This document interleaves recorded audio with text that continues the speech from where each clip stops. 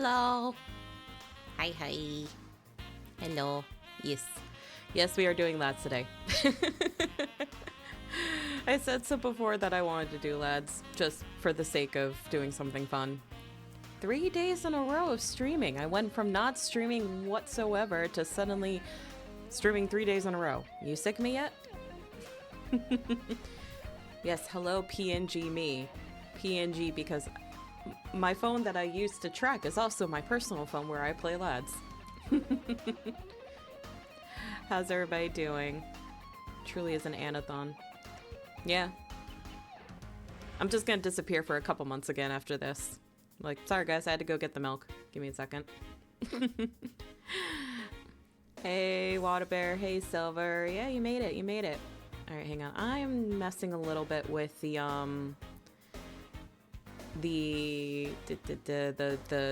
thingy that I use to. Don't you dare! I'm kidding. I'm kidding. I wouldn't. I would not. I wouldn't do that to you. I'm messing a little bit with the thingy that I use to mirror my phone screen onto my PC. I love the PNG who drew it. This was made by Fune.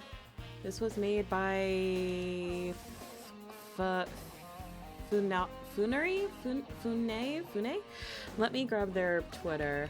I want to say it's Fune. Yeah, Fune. Their names are interesting. Here's their Twitter.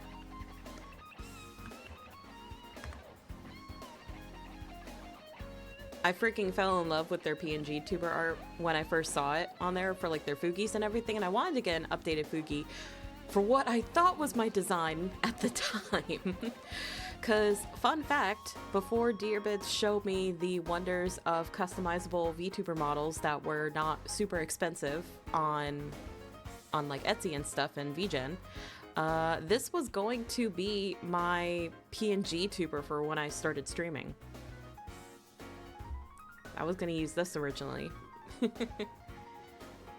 Speaking of lads, do you want to review the highlight I made for SAR? Don't need to do it on stream. I actually did start watching a little bit of it, but then I realized it was the highlight for Silas's myth, which is something we're going to be doing today. That's what I want to do on stream today, besides like the dailies and stuff. So I stopped watching it, but I will definitely be watching it later, Hex. From what I saw already, I didn't get very far, but it was very good. Yeah, the dragon one. I know we've already gone. I know like Sarani's already gone through it and stuff like that. But considering we did so much Caleb last week, I'm just sort of like, I want to go back to my husband, and I haven't actually sat down to read his myth since the very first time that I like legitimately read it. I'm so ready to participate in the group cry stream. Oh, it's gonna be swell. Honestly, I have no idea if I'm gonna cry or not. We'll find out. We'll find out how deep I get into my feels. Maybe reading it aloud is probably gonna make it even worse. My God, when that myth first came out, so I pretty much wailed on getting Silas's myth, rank 3ing it, and all that stuff, in basically the very first day, and I had saved up a lot of like the XP and stuff that I needed to be able to like basically get it up to level 80, cap it, awaken it, all that shit. I was very prepared. So when I sat down to actually start doing the myth, I made the mistake of starting it while I was technically at work, at my desk. So I start getting to a part where I'm already getting emotional. I go on my lunch break. I get to another certain part that just absolutely breaks me. I am literally sobbing in tears, and then I'm like, I need to go back to work and pretend like nothing's wrong. So Silas always fucking around at your job. Yeah, he has that habit. Rookie mistake. Not so much rookie mistake, just somebody being very impatient. And I couldn't wait for it. Don't mind me as I skip through music, even though I just want something good. There we go. Nothing but heavy metals. Why does husband do this? Because husband has a very depressing past, and we're gonna go into it. Considering though it's 7 o'clock, and the myth might take us a minute, and there is one thing that I want to play for you guys. That's gonna take a little bit of time, but it's important for context with the myth. Let's just immediately go into it. So 1 second as I come over to here. And let me just move things around and get this up.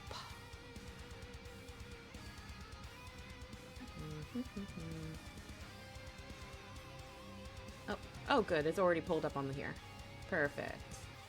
And Spotify, you're gonna shut up for a bit. And I'm just gonna hide the music thingy here.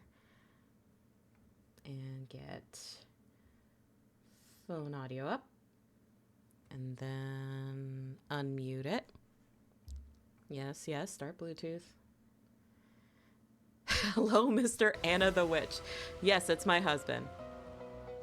Sorry for audio jump scare. If the audio gets really loud for whatever reason, guys, and it's like hard to hear me, just let me know. It's weird because the music sometimes it's not like super loud, but then it's like too loud. I don't know. Audio balancing is not lads friendly. Thank you, Shoes. Oh shit, here we go again. Yeah, I have not touched lads all day because I wasn't sure is something. I'm gonna snooze it. We're literally just starting the stream. Get out of here.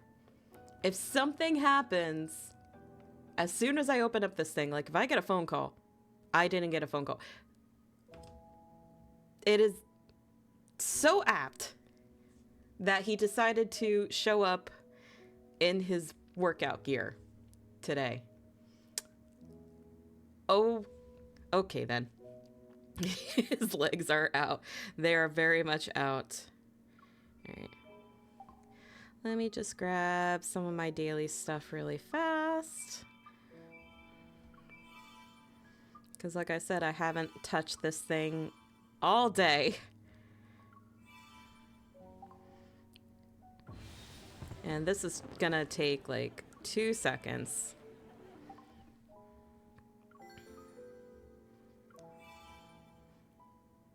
Did the game category not update, Shoes?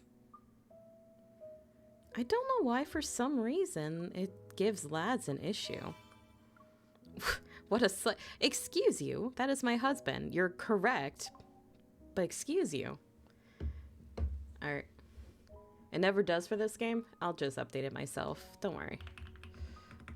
And deep space. It's okay, Shoes. He's my husband too. I can bully him. Yes, I also know he is your husband. Okay, so we're just gonna really quick just get the bounties done and out of the way. Silos would probably be into it. You're not wrong. He probably would. At this part, I haven't really done anything with money or the XP. I've been lazy about leveling up memories. I really should though. He's trying to show off for stream. Yeah, I guess he did listen. All right. Who is? It's typical. Wait. Oh my God! They added more to Silas. Wait. When the fuck did they do this? When the fuck did they do this? Okay. Holy shit. Oh, but that just means so much more affinity and I can use my actual team now. Hold the fuck on, guys. Oh, this, I am so excited for this. And once again, I am not at all going towards, hang on. Okay, perfect. It updated when Caleb dropped. I completely forgot. I am so used to not checking Silas's at all. Okay, shit. Hang on. Let me just go ahead and get the thingy here and move myself. Bah. Don't mind that it's sideways temporarily. Oh, my hat's in the way. God damn it. Scoot over, chat. There we go. Pop off, queen.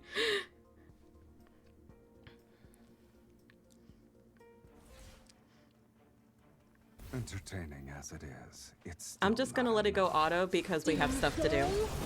Descent. The ruler of all.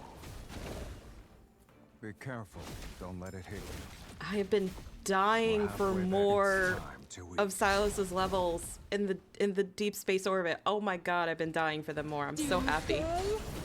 Especially since I have this build now. The ruler of all. I also love his Dragon Myth pair. It's pretty much what I made now, ever since I got it.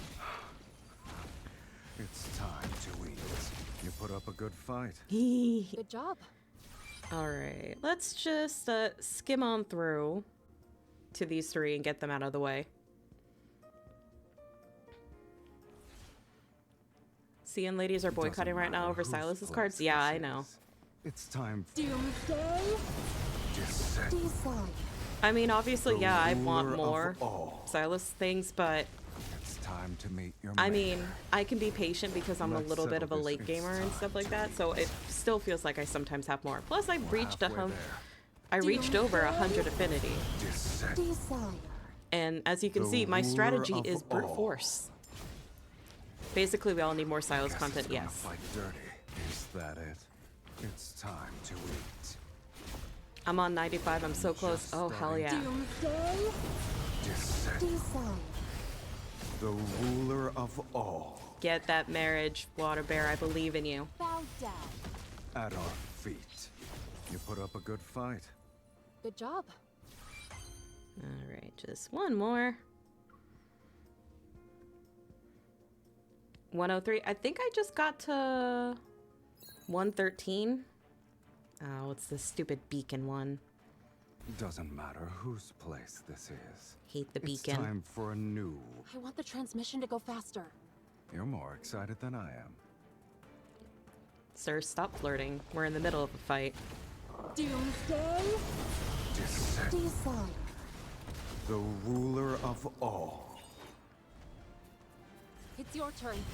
Okay, if you say so. It's Computer, time to get back eat. in. Okay, are you gonna actually make me take over? I guess it's gonna fight dirty. It's time to meet your maker. It was just a scratch. I'm getting the hang of this. I'm here. I won't let you get injured that easily. I'll let them God see damn, he's so hot. Fuck. what a true fiend is. Look out. The ruler of all. Come on, transmission. Just When go my faster, gaze please. into the abyss. Fuck, he's The hot. abyss. This is so unfair. Why is he not real? Then again, I think if he was real and I met him, I'd probably be scared of him. That's the desire I want to see. It's time to eat. Careful now. It's Okay, you're charging. really gonna make me like take over, aren't you? I guess it's going Doomsday. descent. The Okay, ruler computer. of all. Let's settle this in one fell swoop. It's time to eat. Come on, get back in here. Look out. Doomsday. Descends. Be careful. Don't get consumed by desire. We still have time. Oh my god. Can we get to the thing? Time to end this in one go. I will end this in one go once the thingy This is power tastes finished. Not bad. Save some for me. I'm just starting to enjoy this. You can have as much as you want here. Why are they flirting so hard? They're flirting so hard. Are you up for Hi, a Blushy. joyride later? Welcome. Where do you want to take me? Huge Guess. husband material. Yep. All right, sweet. Well, that was a pleasant surprise. All right, let me get this back. Oh, I'm so excited because that's just like so much affinity right there. Ah, that makes it so much easier. Oh, I forgot. You're still in there. I've never seen the combat, and the combat's actually very fun. Yeah, I'm at 111. I want to get to here. I want to get to 15 so I can get this. I want the stupid chat bubble. I want it so much.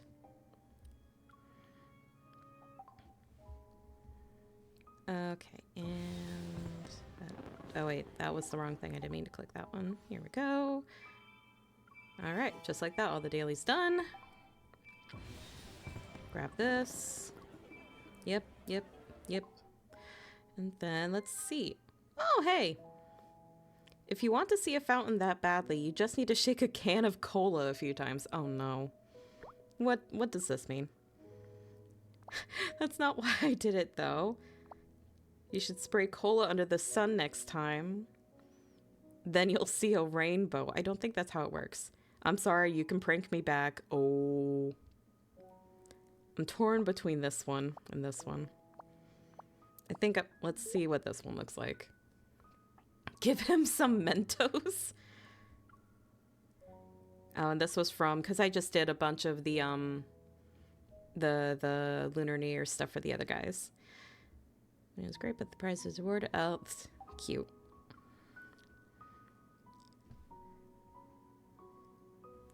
Very cute. Caleb. Love the lunar outfits. The lunar outfits were very cute.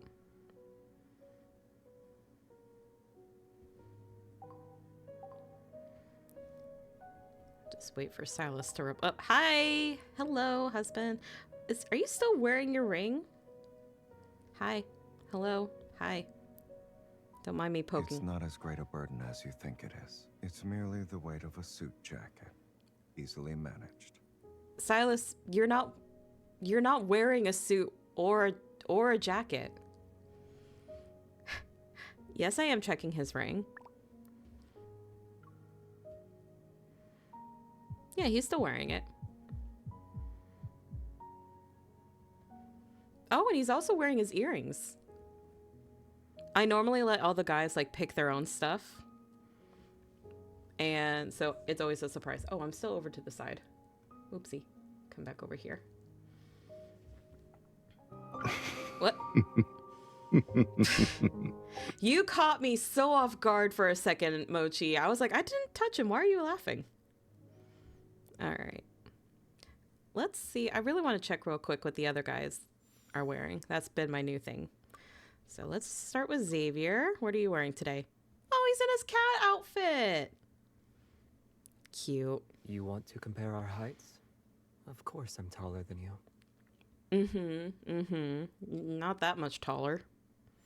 All right, and now very handsome Raphael. He always wears like the most colors. Oh, hi. Okay, Mr. Fishy. All right, and now Zane. Interesting choices. Zane always picks the most interesting. Would you like to touch my hair? Keep going. I don't know exactly what he's going for, but I mean, I'm okay with that. I don't know why. Is he horny because he has horns? Are you trying to cool me down? I don't think it's working. His tits are in my face. Yeah, they're just all out there, huh? All right, now let's see what Caleb is doing. Oh. Is he supposed to be a sleepy student? Hi. If you can't think of a solution, then why are you playing with my hair? Because I like that. I like to do that. Asar once said, hey, boobs. All right. Very nice.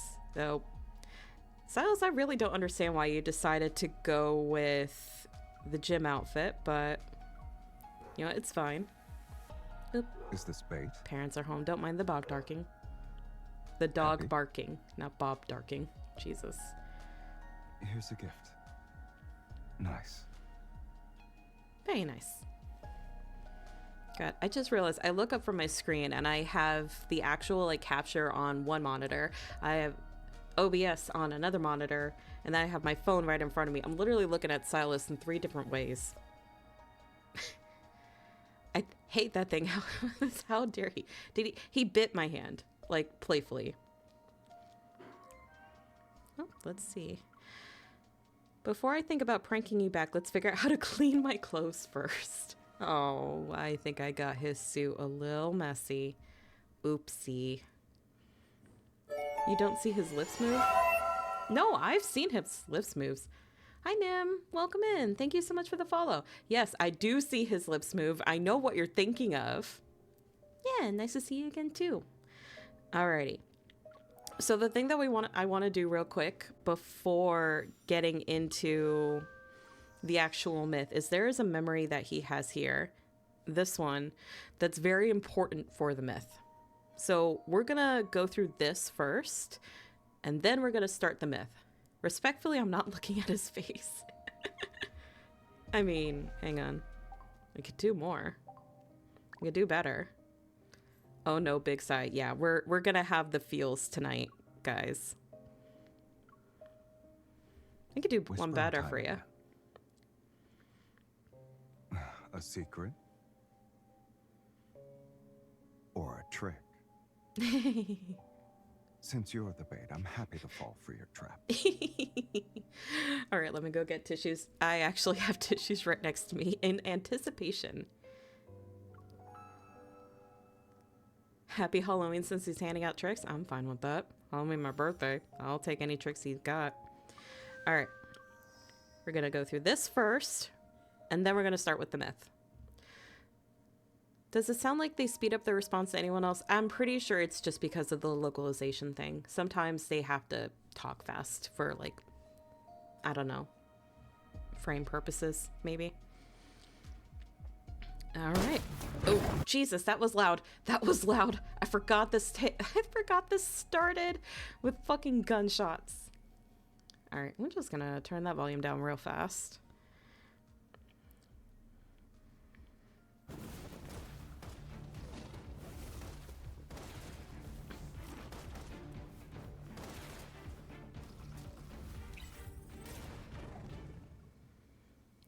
It's finally over. I've been fighting all day.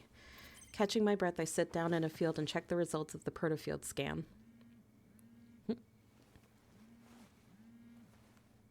Silas? This can't be good. He probably wants to kidnap me at his base.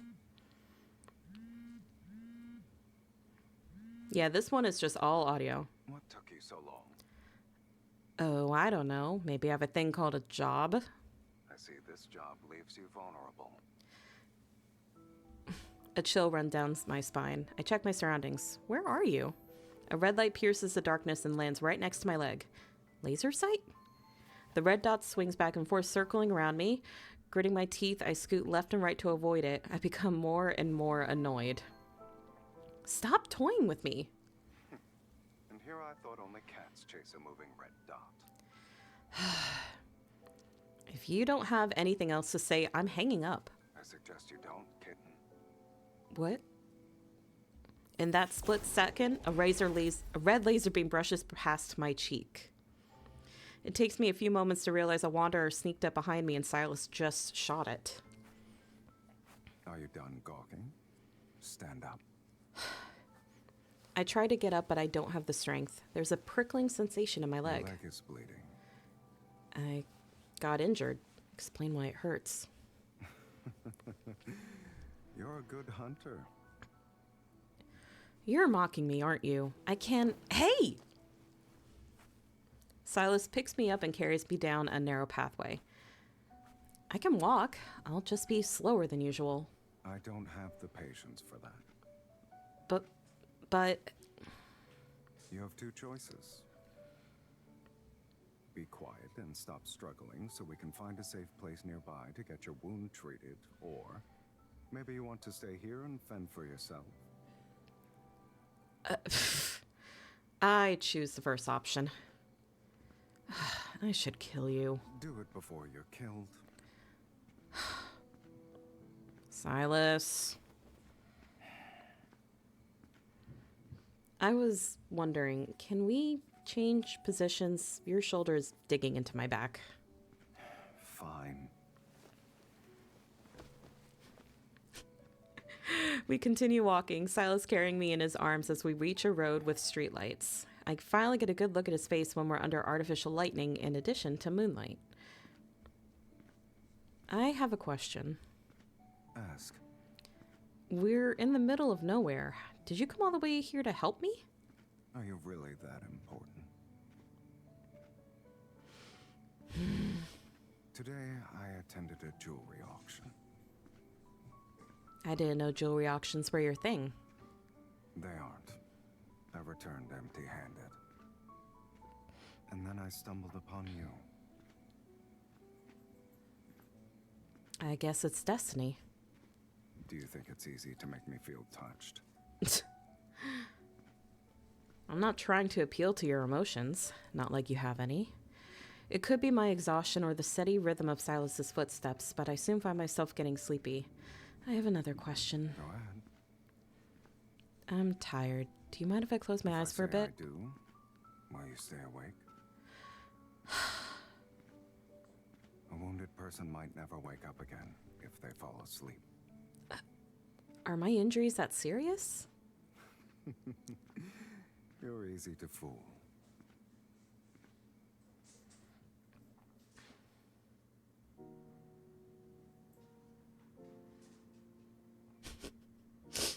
And why are you so worried? I just want to rest for a bit. I won't die.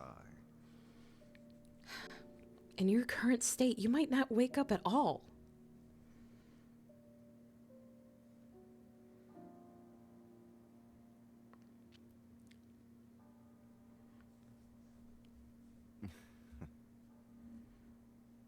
That song you played. It'd be nice if I could hear it again.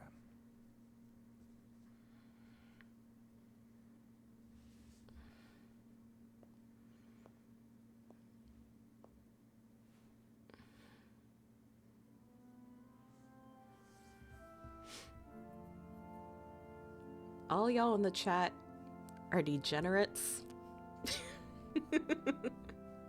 I see you in there.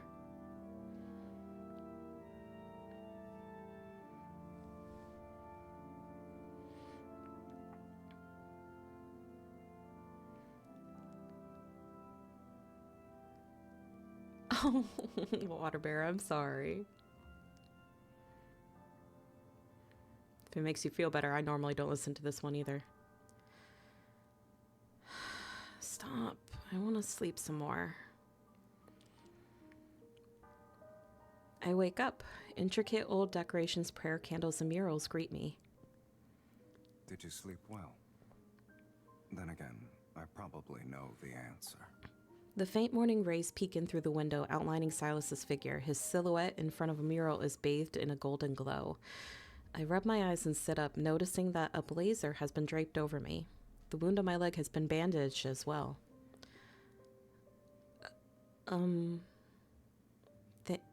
Thank you. Formalities? I'm not exactly used to them coming from you.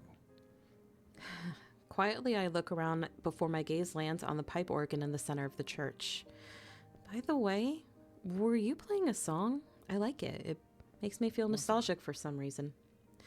I wasn't playing anything. I think it must be a coincidence. Suddenly, Silas walks over to the pipe organ. Oop, be safe, Mochi.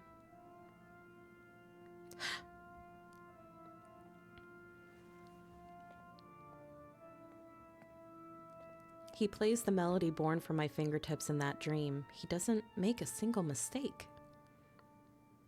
Was it this song? You heard it before? Silas doesn't respond and simply stares at the organ keys. I might be imagining things, but his shadow merges with my fragmented dream. This might be hard to believe, but... What was it about? Bitch, you're moving too fast for me.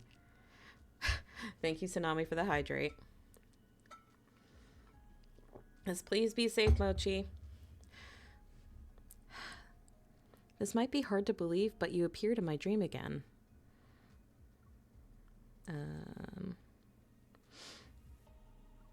Shit.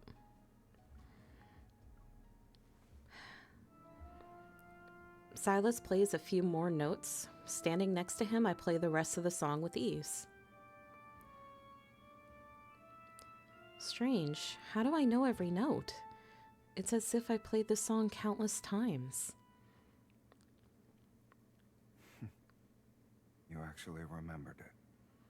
I'm not sure how the song goes after this. There is no after. No after? Why? Because you didn't want to keep playing. The song would just end. Silas, what exactly happened between us? Tell me.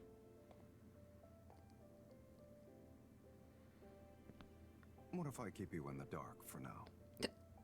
You... It's important, otherwise I'll never feel at ease. With a faint smile, Silas looks at me, his red eyes seemingly glowing. Oh, your words are music to my ears. Sincere feelings are hard to forget. Silas... I'm surprised by how patient he is with my questions, but he still doesn't give me the answers I need. He takes the blazer from me and turns to look out the window. His eyes are narrow.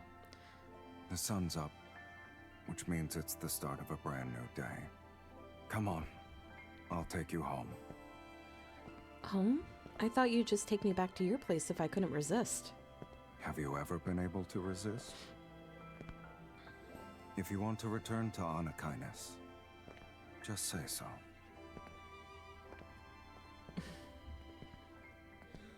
Yeah. So this is mostly important because of the myth, and you'll see why. All right. Oop. That didn't mean... Sorry. Okay. Alrighty. Beyond Clownfall. Phew. Y'all ready for this? I just got an anxious thing in my chest. The music on this screen too. Let me turn it up a little bit.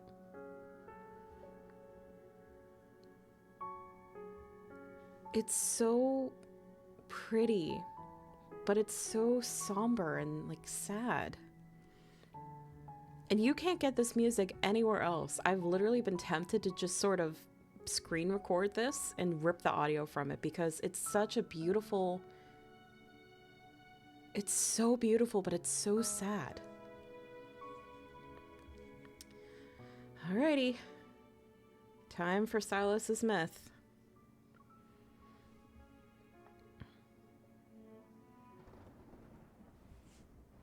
Once, on the day that I lost everything,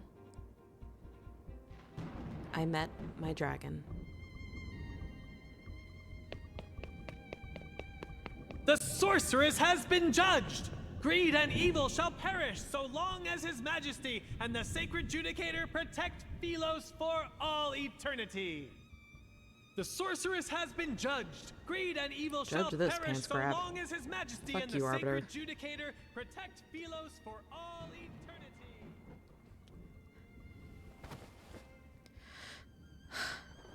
Scarlet raindrops enter my eyes, while far below they gather into a gurgling stream at the depths of the abyss. Through my blurry vision, I catch a flash of lightning ripping through Philos' gloomy sky. I can't die here. From my periphery to the area in front of me, darkness spreads like an all-consuming ocean. The world descends as the Wanderer's claws close in, their cold, eerie glint like the flash of death's scythe. I won't accept this. There's no escaping it now. I refuse to accept this. I like your eyes. They are beautiful. In them, I can see your hatred, defiance, and greed for life. The wind ceases, and it feels like my time is caught in an invisible grip. I close my eyes before struggling to open them again. A flash of white light streaks across an ancient rock wall. There I see a shadow of the massive beast with horns. That's... Chains bind its wings so tightly that, if not for the great sword lodged in its chest, its massive form would not almost merge with the rock wall. Make a deal with me, if you want to live, that is. Pull out the sword. The fiend actually exists? You don't have time for questions. In the next instant, the still... Oh. Hi, Raven. Thank you so much for the follow. Welcome in. In the next instant, the stilled air starts to move again, and a rancid wind howls as the once frozen wanderers leap towards me. Driven by defiance and fury, I raise my hands and grip the rusted sword. Oop. Connection failed. Ah! Sorry, guys. 1 second. I gotta pull up the thingy, the... No! Glidex, come back. Sorry, guys. 1 second. What do you mean? No. My Wi-Fi is still good. Alright. Sorry, guys. I don't know why the thingy crashed all of a sudden.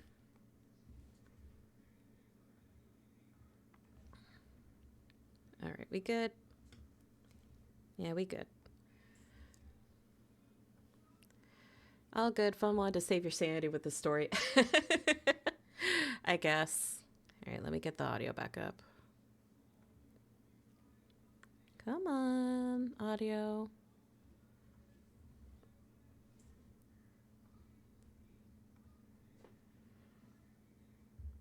Do. Yep.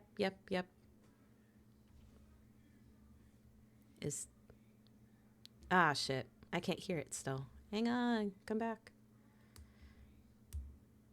Don't do this to me, lads. 1 minute. Oh, you're making me... Okay, you're gonna make me do this, aren't you?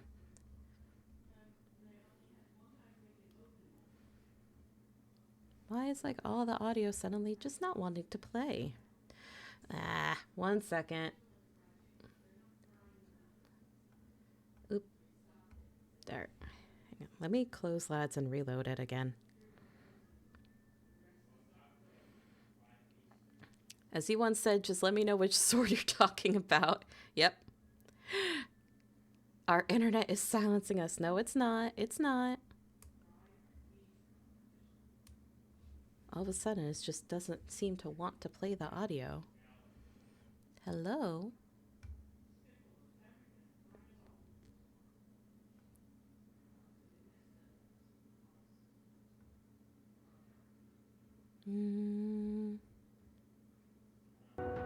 Oh, there it is. Okay, got it.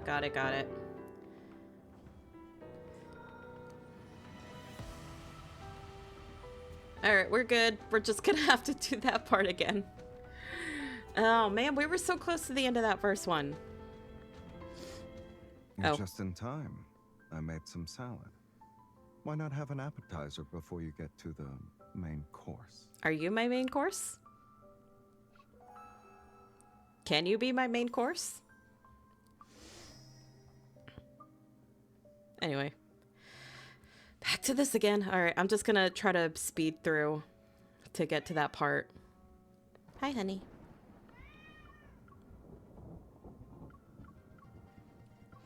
Don't mind that everything is gonna sound like a chipmunk for a minute. The sorceress has...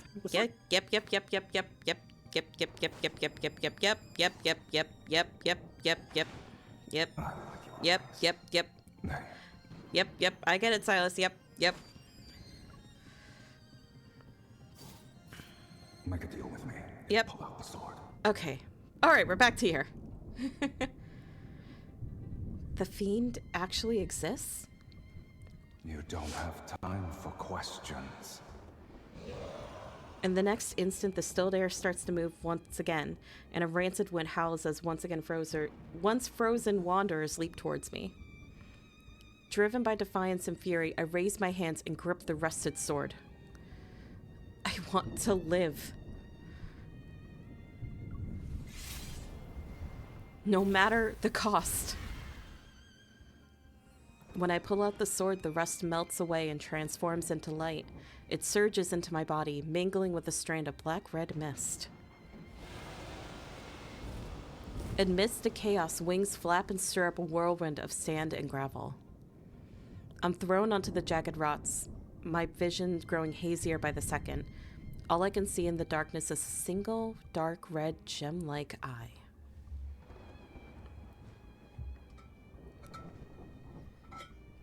Enormous wings cut across the land, casting shadows like the end of days over every city in Philos.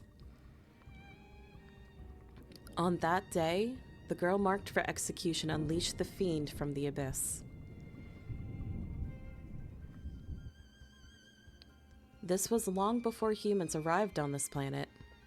Thousands of years ago, dragons ruled over the land of Philos. By nature, dragons are wicked creatures that feed on human souls. They excel at drawing out the darkest parts of a person's heart, driving humans to turn on one another and become slaves to their desires. The greedier the soul, the more irresistible it is to a dragon. Seen as the embodiment of evil, dragons were a harbinger of the world's end. Wherever they appeared, doomsday followed. That was until the last dragon on this planet was sealed at the bottom of the abyss over 1600 years ago. Doomsday failed. I can't read tonight. Doomsday faded into a forgotten myth, and the age of humanity finally began. Wicked creatures. I feel as though my chest is being ripped open. An overwhelming weight presses down on my body. I'm immobilized. The towering black building looms, its top swallowed by darkness. A scaly beast's claw firmly pins me down to the central platform. What's happening? I can't move. I look down to see strands of faint golden light being pulled from my body by an invisible force. It hurts. I struggle to turn my head. Once again, the shadow of a dragon's horns and wings are flickering on the wall where firelight dances. Clarity strikes me and I cry out in pain. Stop it! Arteal! I would be kept alive! The fiendish shadow lowers its head, and its voice pierces my mind. To be a dead person walking counts as being alive. Stop! No! In between life and death, an uncontrollable tremor erupts from deep within my soul. A phantom greatsword forms in my hand, and it plunges into the beast's chest. The dragon's pained cry resounds in the hall, and the weight of my body vanishes. Clutching my chest, I quickly sit up. I know they'll laugh, though. As my breathing steadies, I realize I haven't been torn open like I thought. I vividly recall you saying no matter the cost.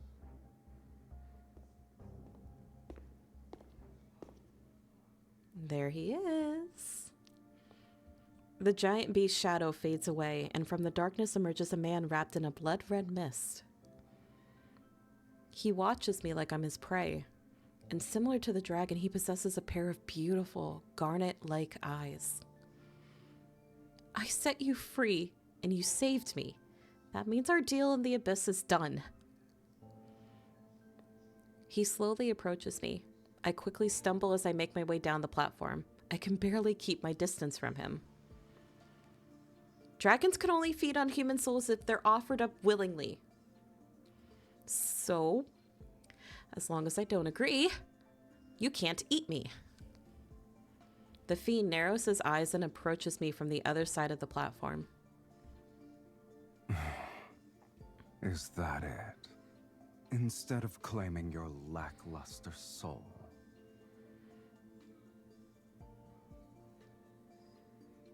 You need to return what doesn't belong to you. The dragon curls a finger. Golden light is once again pulled from my chest. You, stop! But the more I struggle, the clearer it becomes. A strange, unsettling black mist is tangled up within me. I think he wants a kiss. Yeah, he wants a kiss.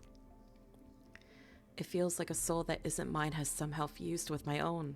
It's not that unbearable, is it? Having your soul torn apart and all. Finders keepers, right? The dragon suddenly yanks me across the platform, its blood-red right eye just inches from my face. In a flash, my mind is dragged into an abyssal vortex, just when I think I'm about to be devoured.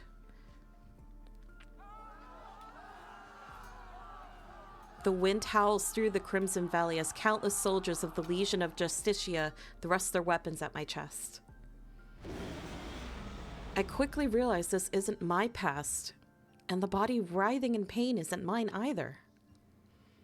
This is the dragon's memory. I gather my strength, tense up, trying to break free from the memory. The valley and the wind fade away like a weathered paint. Traces of light swiftly flow back into my chest. It even pulls the fiend to me. He covers his right eye with his hand and leans over the platform. Your power. What is its source? My power?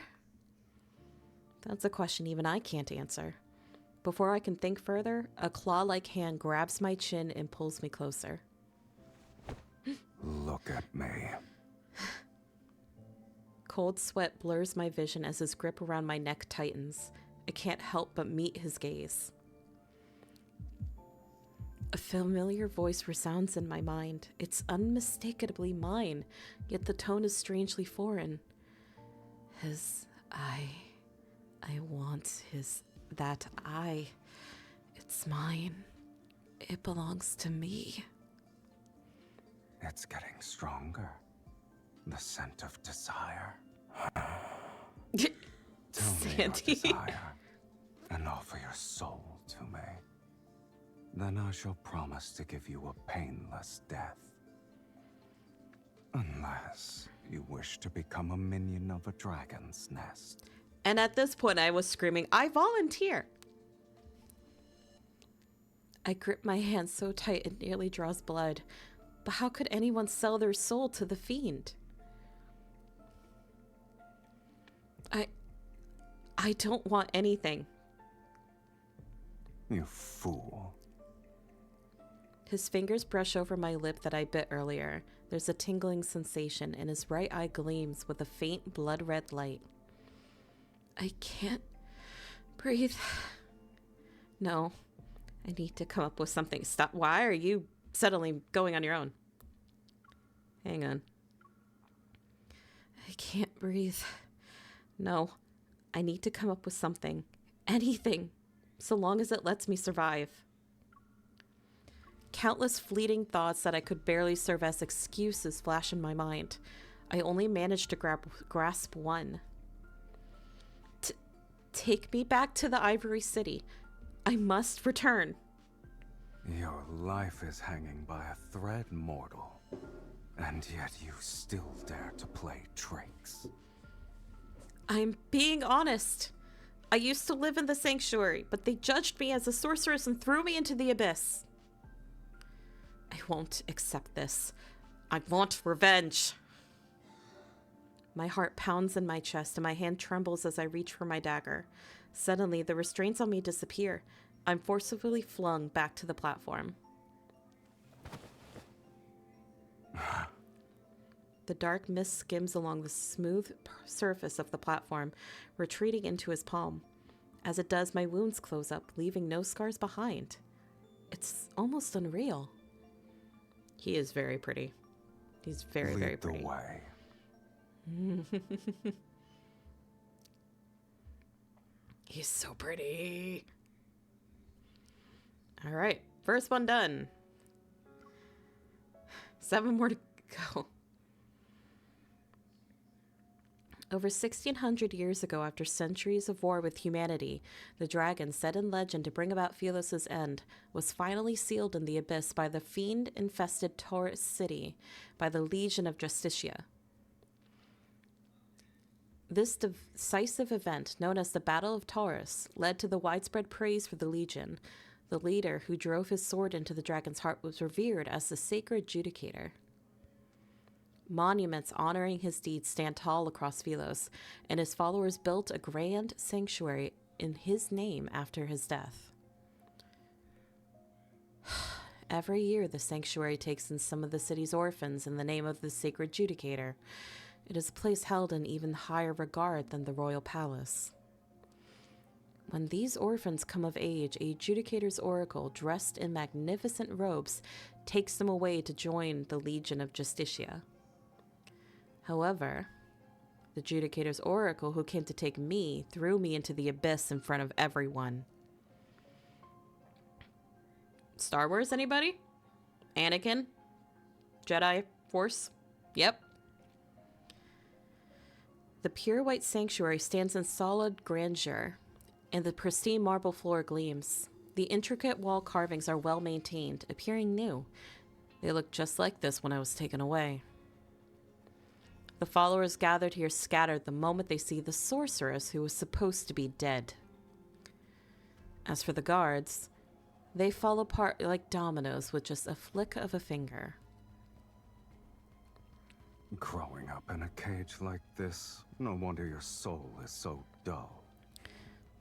It's time.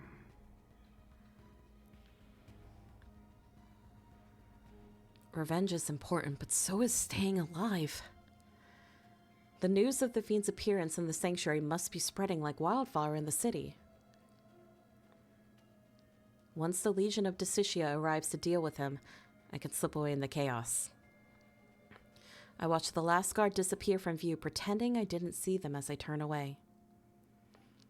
The Judicator's oracle who judged me isn't here, so my revenge will have to wait. For now, at least. Otherwise... However, the dragon shows no interest in my plan for revenge. He stands in a beam of sunlight deep within the sanctuary. His figure stands out against the pure white architecture, yet he's like a statue that belongs here. Taken aback, I quickly shake my head and move to his side. What is that? Following the dragon's gaze, I see the mural on the sanctuary ceiling. At its center is a godlike figure in a bright red cloak, wielding a long sword as he executes an evil dragon in a corner. Oh, the fiend-slaying god.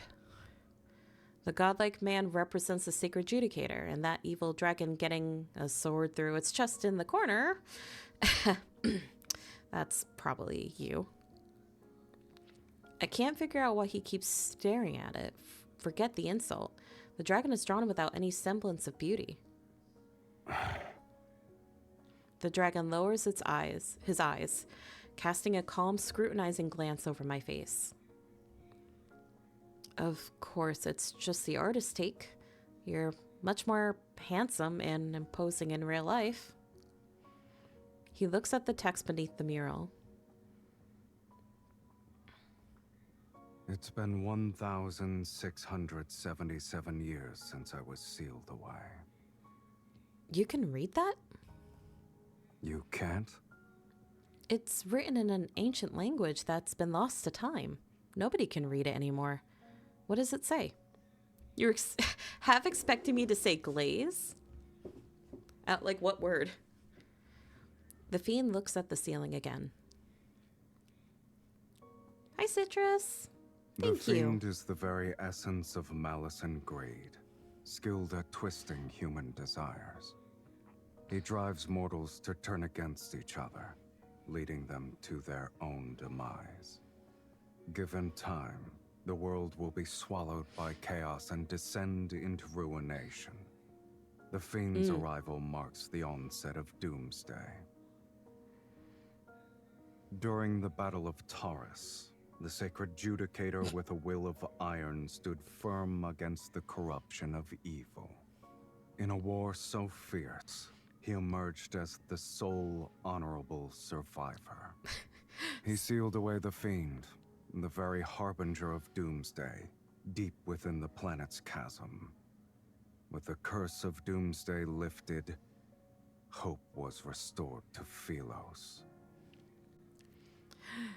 Sandy, his nipples are very carefully censored under certain parts, I guess. They're there, I'm sure. I heard the fiend, which is you, has a destined arch nemesis. This individual must be the Sacred Judicator, correct? What a lofty title. I need to see them. Oh my goodness. Yeah, this story sounds pretty fake to me too. Sunlight spills through the sanctuary's entrance. The silence is so intense that it's unsettling. The Legion of Justitios still haven't arrived. If there's no one to hold him back, I can't escape. I try to think of other ways to solve, so I quickly shift the conversation. Yes. This is the resting place of your arch nemesis. The Sacred Judicator is in the mural, might be long dead, but his ashes are kept here. There's even a statue of him in the inner hall. I sit in the armrest of a bench, feigning excitement. I rest my chin in my hand and look at the fiend. So, what's your pick for revenge? Smash it to bits, douse it in ink, cover it with curses, or scatter his ashes onto the streets? He falls silent again. I look over and see his countenance veiled in a soft light. It's difficult to discern the emotions hidden underneath. This man trapped you in the abyss for over 1,000 years while he was worshipped as a hero, basking in glory. Are you referring to that glory built upon ignorant faith? Do you expect me to envy such foolishness? But... Citrus, thank you so much for the 100 biddies. I appreciate it. Swoosh. A Justitia arrow forged from golden ore and crackling with electricity cuts through the air as I speak. Hi, Raven. Welcome in. Finally. Next to me, the fiend raises his hand and makes a pinching motion. The flying arrow immediately disintegrates into particles. How boring. Right before the next attack, the sanctuary is engulfed in a dazzling light that blinds everybody's presence with its radiance. Sorry for the flashbang. Now! Behind the silver light, blades charge straight for the field. They're accompanied by the sound of hurried footsteps. I step back and look for an opportunity to run outside. How impudent. I hear the crisp snap of his fingers behind me. A sharp pain suddenly surges from deep within my chest as if my soul has been taken. I can't move. My limbs stiffen and move uncontrollably, forcing me to turn around. I gasp as I take in the sight before me.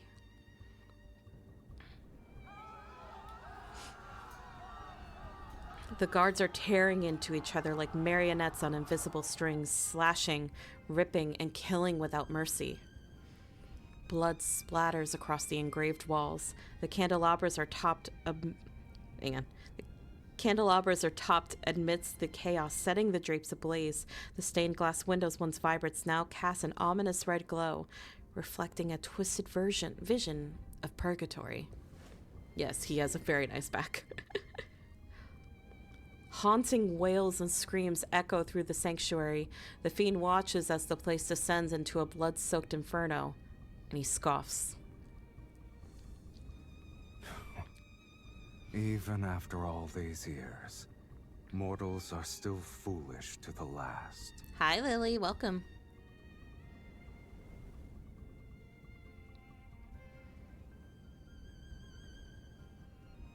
As light streams in through the stained glass, I can see the fiend's blood-splattered face and the cold, cruel curve of his lips. Yes, this is Silas. We're doing his myth right now. Come.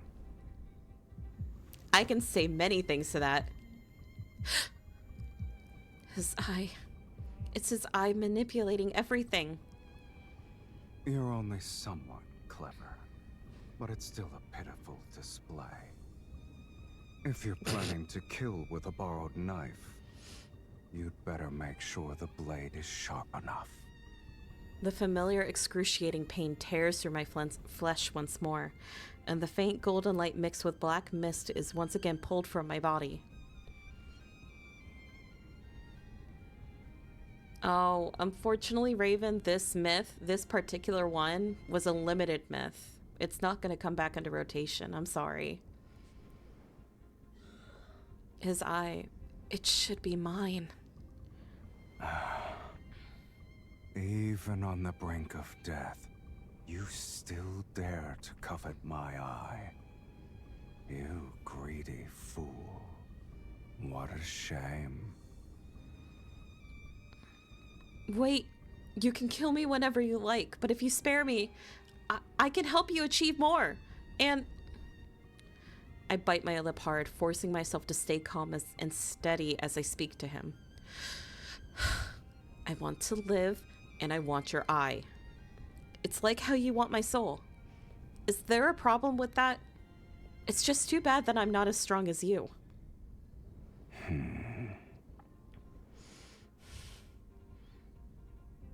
The grip around my neck suddenly loosens. You said you could help me achieve more. Give me an example. I take 2 steps back. I cover my neck as I steady myself. My mind races, scrambling for anything a dragon might want. I can help you amass a large amount of wealth and collect lots of souls. Whatever you need, I can get it for you.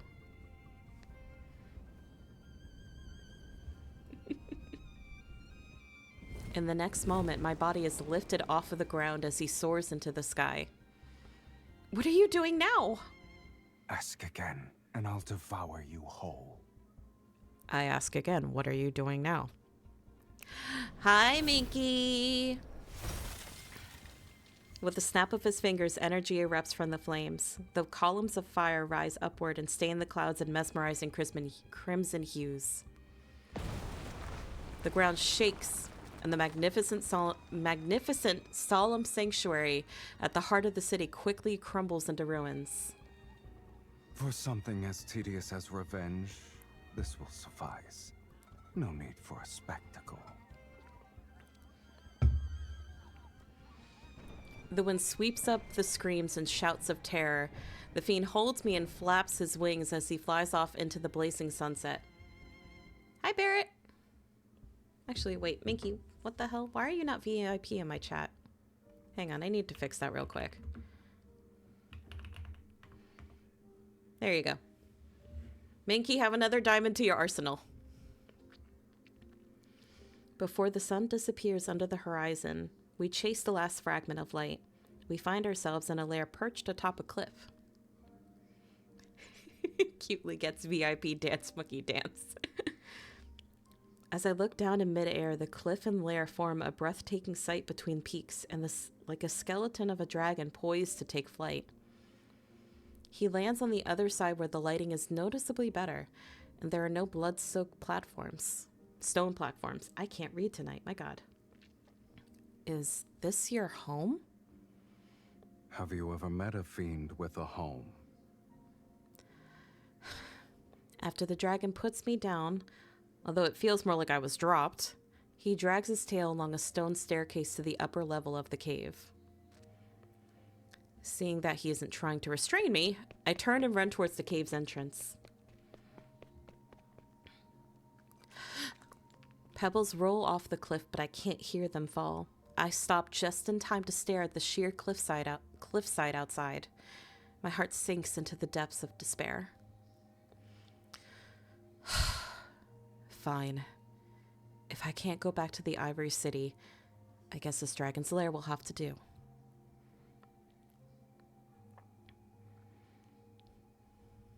Light illuminates the cave every so often. I follow the faint glow up the stone steps and catch up to the figure ahead of me. I suppose you won't be eating my soul for now? Oh no, I'm captured by the dragon. Whatever shall I do? See, another reason why Stylus is even more perfect for me is, guys, I was a dragon kid. Like, you know how there's like everybody has like their wolf phase or their dragon phase or their all that free that no, I was a dragon kid. I had that dragonology book locked down. I was obsessed with dragons. I still have probably somewhere my old dragonology book, as well as like a dragon art book that I just kept ever since I was a kid. When I say this man was made for me, he was made for me. Assuming that was still the case, why would I even bring you back here? Stay put. No. Of course I don't believe this dragon spared me just because I can help him make money. But I don't know what he has planned for me. I walk up to him and continue our conversation. If I'm going to live here, my living quarters should be at least decent. Your cave is too basic. What do you think? Following the spiral stone staircase to the top of the cave, I feel as if I stepped into a world that never sees the light. The dragon stops walking. His tail coils around my waist and lifts me to the final step. With a cold, lowered gaze, he stares at me. Choose. I'm gonna be real, before I saw this, I thought it was a vampire because of the red eyes. Shoes? The funny thing is, in one of his secret times, the kind of ASMR thingy, there is a joke where the MC calls Silas a vampire. I'm not even kidding. And he like bites her neck a little bit. So you're not too wrong. Unspoken words catch in my throat as I watch him snap his fingers. He releases an energy orb that floats into the cave steps. One by one, red flames ignite as far as the eye can see. My surroundings are illuminated by this shimmering light. Before me is an endless array of treasures and luxurious garments. You are not interested? You'd really give these to me? Why not? You're also mine now. Hang on, did I save that line? I did. Okay. Continuing.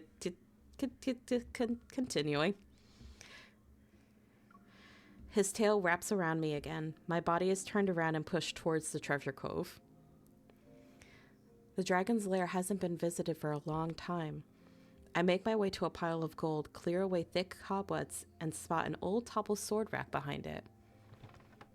I lift the nearly rotted wood and pick up a dagger that glints with a cold, sharp light. It's called the Fiendbane. Legends say you could plunge it into a dragon's heart and twist it 3 times to completely shatter the dragon's soul. I set the dagger down and notice an open box to my right. Inside is a blade that looks like a hidden weapon.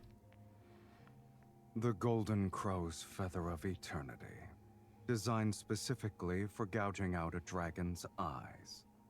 You humans seem to think the longer the name, the more formidable the weapon. But this little thing isn't even good for trimming my nails. I turn and look around the vast treasure trove. I never expected your collection would be all weapons. Do dragons have hobbies too? Your kind brought them here willingly. I imagine they weren't particularly polite about it. Indeed. It's a shame those who brought them to me are all dead. And I'm still alive. So the sword that sealed you away, was it really given to you by the sacred judicator in the mural? He was just lucky to get his hands on it, and fortunate enough to drive it into my chest. But only its true master can wield its power. And that sword is inside me right now. Does that mean I'm its true master? I clench my fist, but maybe my timing is off. The phantom of the greatsword doesn't appear as I'd hope. Rounding a thick stone pillar, I find myself staring not at weapons, but at a seemingly endless hoard of treasures. Fine clothes, paintings, musical instruments. Shocked, I can only stare until I realize I just swallowed my saliva. If you want something, just reach out and take it. Turns to face him, reaches out. Sandy, down.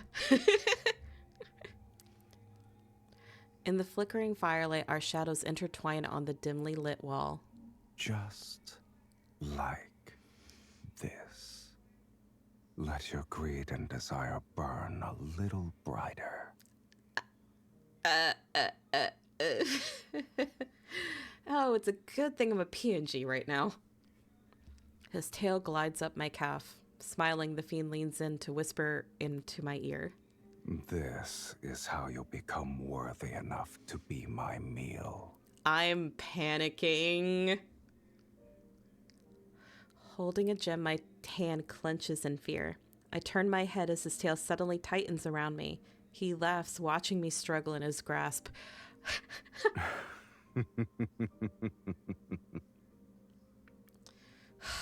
No wonder you spared me. You want to fatten me up before going in for the kill. Even so, you still cling to that gem despite being so close to death's sweet embrace. You truly are a source of entertainment.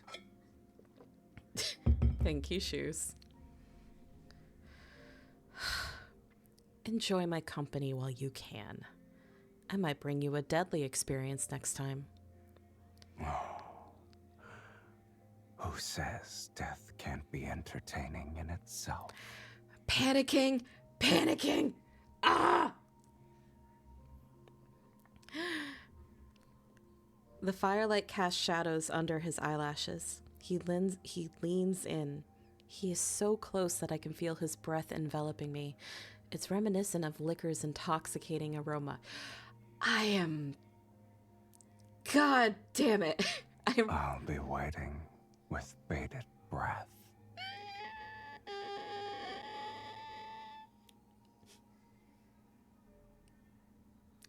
I'm fine. I'm fine. I'm so fine. I'm fine. Anyway, moving on.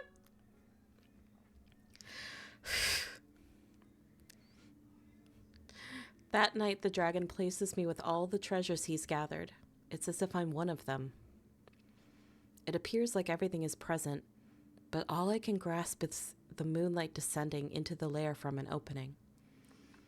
Whenever I close my eyes, the sound of howling wind inside the cave sends me back to that blood-red valley.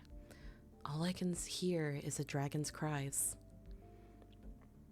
The moment those blades pierce his chest, the same pain and fury also run through me. Perhaps a fragmented of the dragon's soul truly did enter my body the moment I pulled out that sword. At the time, I didn't understand the implications. I also didn't know this would mark the start of a curse.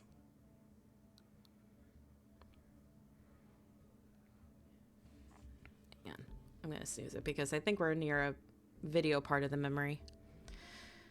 As dawn arrives, I lie on a pile of gold, squinting at the lackluster jewels. I was twirling the fiend bane in my hand for the third time. He's just going to fatten me up before savoring the kill. I can't let everything go his way. The source of his power is from his right eye. If I could take it. After a night of turning it over in my mind, I've decided I need that eye.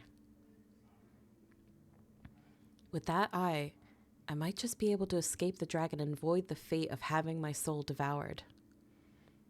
Reminds me of that meme, Satan says you're in hell and you'll be faced with torment for all eternity, pain, and suffering. The person says yeah, and Satan's like, what the fuck? Honestly, yeah. Which means I'll have to strike first. It will definitely take more than one attempt, and I may not even be able to wound him, but testing the waters can't hurt. He's after my soul. He won't just kill me off. Besides, if he's going to treat me like a pet cat, he shouldn't be surprised if he gets scratched. Walking down the stone staircase, I find myself circling the broken central pillar over and over. The steps gradually merge with the ground and extend into the depths below. The dragon rests there. I found you. Here we go.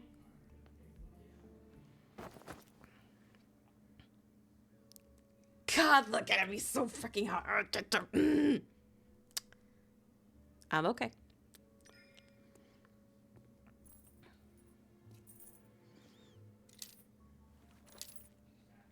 Yeah, the tail. That's definitely a very strong part.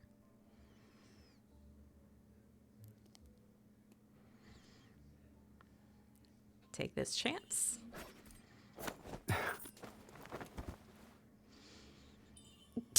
I knew it.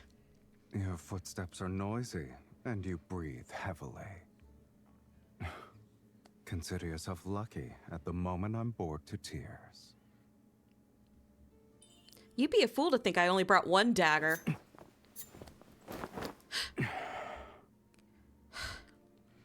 You... Child's play. I admit you're clever at times, yet your skills leave much to be desired. If you still have tricks, now is the time to use them, mortal. I could use a stretch. He's doing the fucking chin thing again. The thing where he lifts your chin up a little bit with his finger underneath it. He's doing the chin thing again. God damn it, he's so fucking pretty! If a direct attack doesn't work, I'll have to try a more subtle approach. I don't have anything else. I was just bored and wanted to play around. You'll let me go, yes? Before you tried to kill me, did you consider that it'd end like this? Oh, he is so into it. He is so into it. Just gonna try a little strangle, though.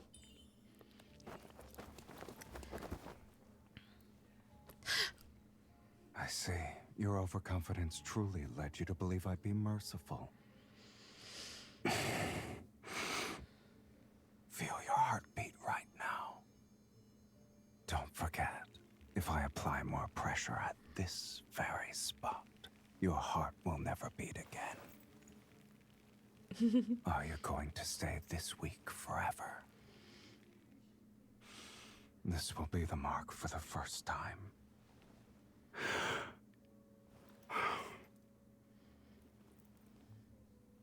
Until this mark disappears, you will have 2 more chances to take my life. Prove to me that you can be stronger. That little fucking smirk at the end. This smug son of a bitch. Yeah, he did bite us. He just straight up bit us in the neck. But he was into it. That bitch was into it before we tried to strangle him. He was so into it. My first hunt ends with me being branded with a mark from the dragon.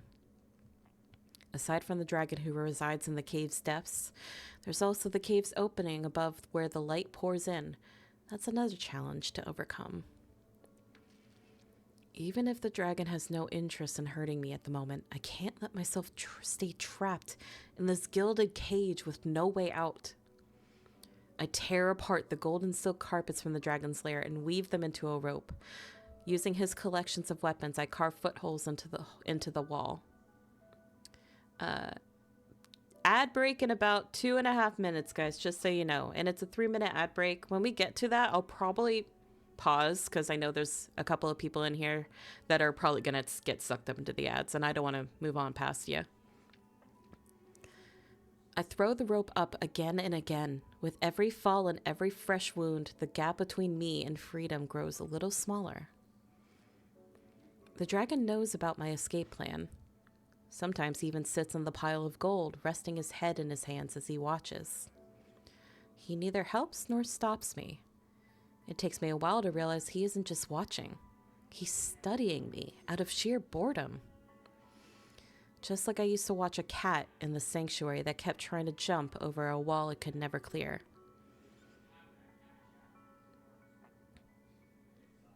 I I finally managed to reach the top. 5 days later, at the break of dawn, I finally pull myself out of the cave's opening. But I learned that while I found a way to freedom, it's also another dead end. Outside the lair, the abyss seems bottomless. Only one can gaze upon the city of Ebony, Taurus City. It's a place where fiends lurk. An endless crimson mountain range covered with forests that are void of life with their scorched trees surrounds the lonely city. There is no other path. Behind me, a narrow ridge snakes downward, like the spine of a dragon. Between the vertebrae lies a vast, yawning chasm. You'll die if you can't make the jump. As I prepare to sprint and leap, the dragon lands behind me. You won't let me die, or else you won't be able to have my soul. However, you're not concerned about me running away. If you can go down without dying, then you may come and go as you please. I'm also curious to see where a sorceress who consorts with a fiend thinks she can go. With his arms crossed, he floats in front of me. I shoot a glance at his dragon's horns and tail. You're skilled in flapping your tongue to annoy people. Thank you. It's one of my few strengths. All right, I think we're about to go into ads. Yeah. Ad time, so we're just going to wait for a couple of minutes. Yes, he has a very skilled tongue for multiple reasons. So we'll just take a quick minute to take a breath as I come down from my panic. Yeah. Oh, lordy. Yes, please. Next time, heart monitor. I don't have one of those. I wonder how expensive they are, actually. I definitely could get one if I ever play another, like, horror game. You know what? While we're doing that, let me look up how does heart monitor work? I know Minky uses one. Amazon. Where do I buy a heart rate monitor? Heart rate monitor. I think they're finger ones. Oh yeah. But how do I get one that works? How do I get one that works for a stream? Minky! Gonna go ask Minky for help.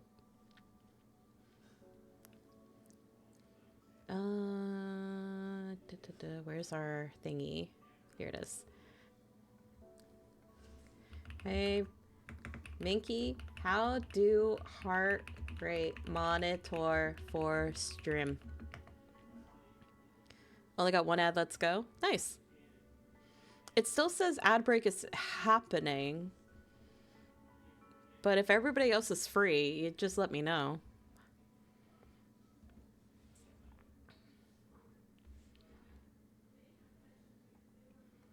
I'm just looking at Discord.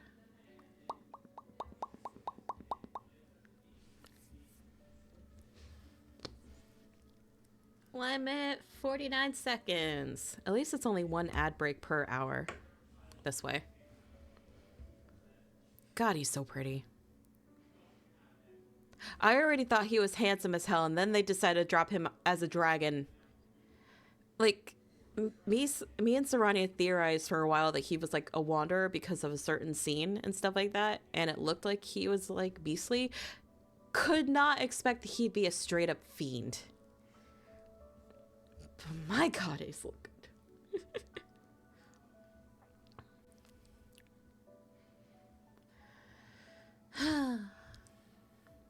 And the music is still so pretty here. I'll turn it up a little bit so you can hear. Him being a wanderer would be so cool lore-wise. It would have been very cool, but I do also still like this one. I do like this sort of abyssal fiend demon dragon. Man, the music is so pretty. It's such a shame that it can't be anywhere else in the game.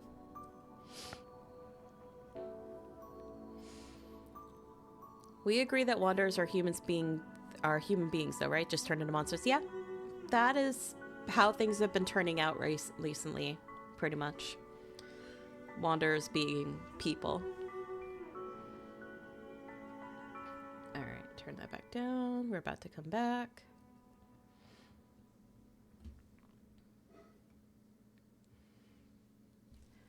All right, 10 seconds.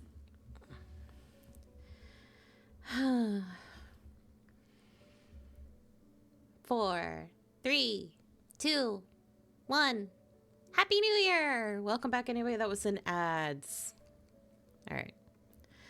I still haven't found the Judicator's Oracle who judged me. My revenge is far from over. Looking for him is better than staying here.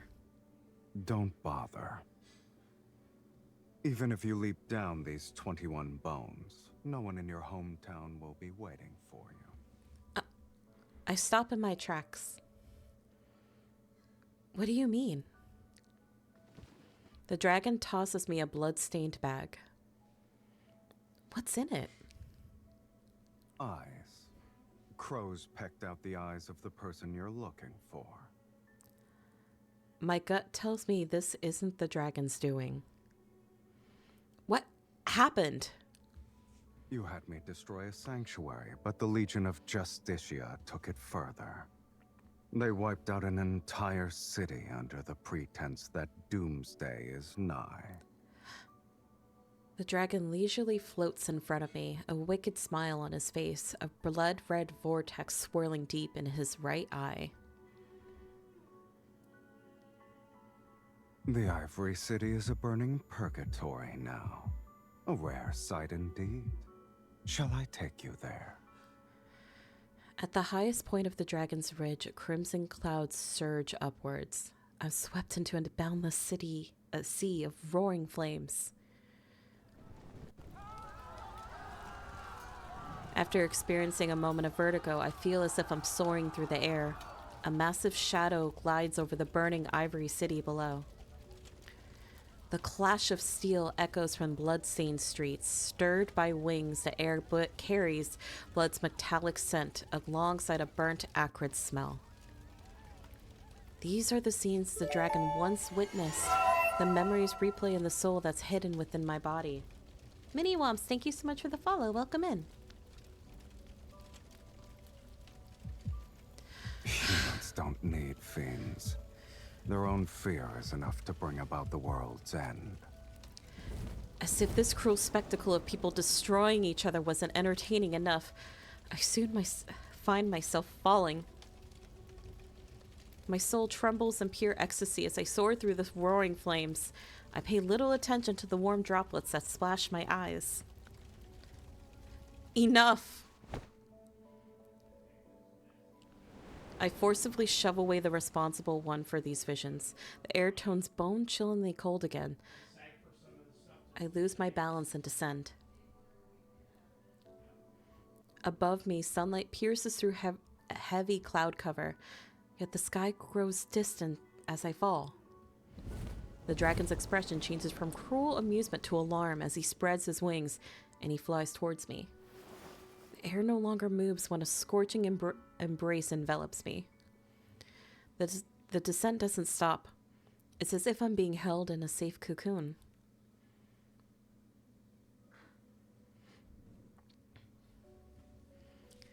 The day the dragon and I destroyed the sanctuary, the War of Doomsday began. I never imagined that the peace sustained for over 1,600 years could be broken so easily. It rained for 3 consecutive days in Taurus City. I sit in the dragon's lair and receive shiny trinkets every day. One night, a small mountain cat came in to play with me. It wasn't until later that I realized there's no way a mountain cat could just wander into a dragon's lair on its own. Could the dragon be comforting me?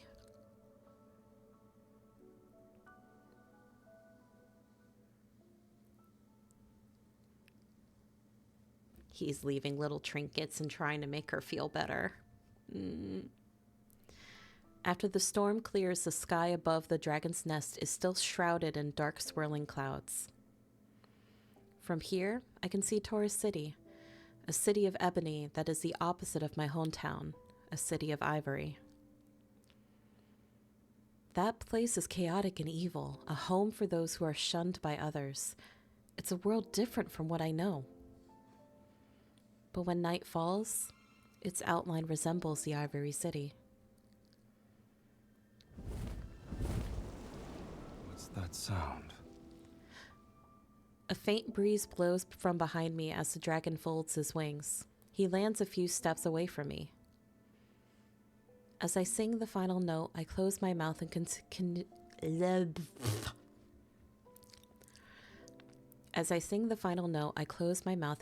gazing at the distant lights in Taurus City. A requiem for the departed. Sing it again. Haven't you ever heard somebody sing before? I've never heard you sing. He sits next to me and his tail curls behind me. The nights in Taurus City are always brightly lit. Unlike the flames of war in the Ivory City, desires and revelry burn. I heard you're the princess of Ivory City. I manage a stiff smile. I was supposed to be a weapon to slay dragons. They told me I could kill a dragon, so they filled my head with a lot of things about them. But when they decided to execute me, they said I was a dragon. That's how humans are. They fear those who are different. The night breeze rolls across the ground and carries the scent of charred trees. Maybe there's another forest fire nearby. Why can't you leave that place behind? I shield a flickering white candle in front of me, its flames about to go out. It's not that. I just lived there for a long time. You consider that place your home. Maybe I just miss the cats, dogs, and birds there. Face it. No matter how much you hate it or want to leave, a home is still a part of your soul. The more you try to excise it, the more you'll be reminded of who you are. When I don't respond, he changes the conversation to the topic of my supposed crimes. Enlighten me. What do you and dragons have in common? We have nothing in common. I just broke the rules by keeping a golden lamp with an engraved dragon. Aside from the one in the fiend-slaying god, no dragons are allowed in the sanctuary. But I can only talk to that little dragon. And one day, they caught me talking to it. Even now, I can't help but laugh when I remember the Judicator's oracle expression upon seeing that obsidian dragon coiled around the lamp. To think a carefully trained dragon-slaying weapon would cherish a dragon instead. The Judicator oracles looked like he had been attacked by a dragon. Hysteric, he ordered me to destroy my dragon. I know it's just an object. Destroying it would be easy. I remember clutching the little dragon as I was forced into a corner. The shadows of the crowd engulfed me like a tide. But I didn't want to listen to them that day.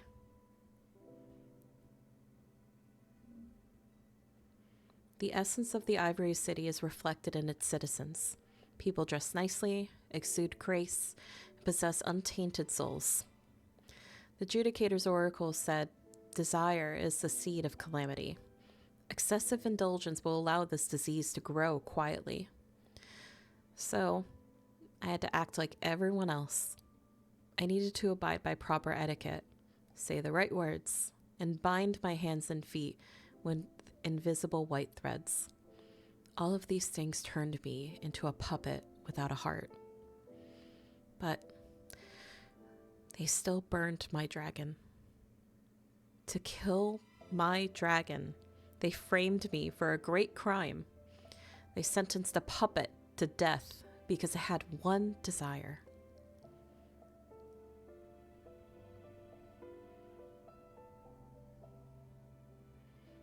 Since they branded me a sorceress, fine then. How could I not do what a sorceress is supposed to do? Strands of my hair flutter as I look at the dragon beside me. Since they destroyed what was most precious to me, it's only fair that they surrender what's most precious to them. Everyone wearing a sacred robe should have their chest split open to see their truest selves. The threads binding me are cut away, one by one. I tighten my fists and finally see what's wrapped inside. A heart still beating. Revenge and plunder. That's my desire. If you can make it happen, my soul is yours. The night grows colder and the candle finally flickers out. The dragon doesn't respond to my deal. He just leans in closer. Do you know what you look like right now? Hi, Sandy. Welcome back. You're a young dragon who just grew her horns. Upon imagining this, I lower my head and start laughing. Maybe he's right. With my little dragon gone, horns grew in my heart. Growing dragon horns symbolizes a rebirth. It's a good thing. What about you? How did it feel when you grew your horns? It was nothing special. The dragon sits back down, avoiding my gaze. It just hurt a bit. Oh, God, shoes. Then, are you a dragon or a human?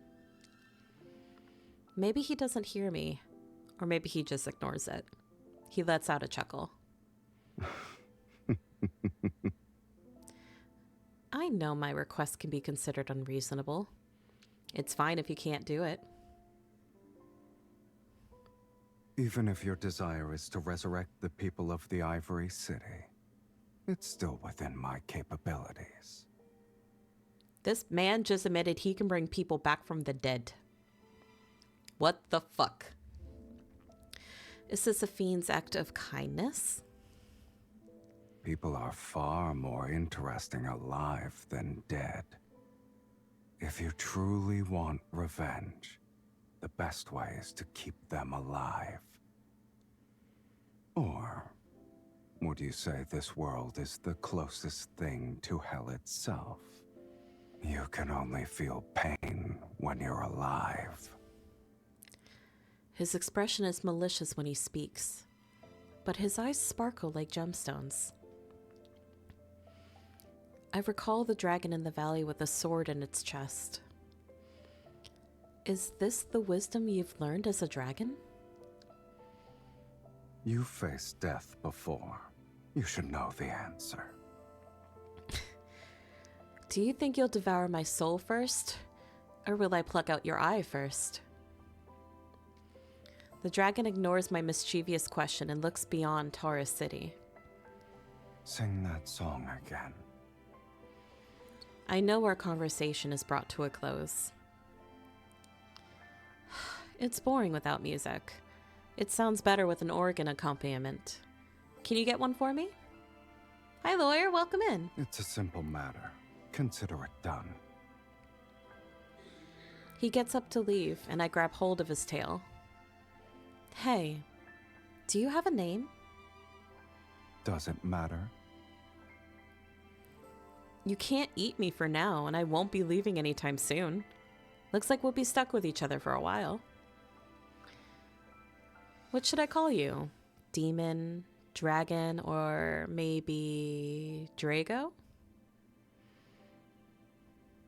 The fiend gives me a cold stare. Sensing his boredom, I shut my mouth, but then I hear two faint syllables rumble from his throat. Stay-rus? Or are you telling me to stay clear? It's an ancient Philosian word. Since you can't read it, you probably won't understand it. How about I just call you by a name that sounds similar? Is Silas alright with you? Call me whatever you want, but don't expect me to respond. The dragon rises and his unseen wings stir up small gusts around him. Where are you going, Silas? He takes a half step back and falls off the cliff. I'll be resting. Yeah, we gave Silas his name. That's how he got his name, and he's kept it this entire time. On the night I learned the dragon's name, I see him again in my dream. He falls into the valley as soldiers from the Legion of Justitia thrust their weapons into his chest. He slides down, and sharp rocks tear into his flesh. A dragon's roar fills the valley, then slowly fades into silence. But at the bottom of the valley, it's not a dragon lying there. It's a young man, barely clinging to life.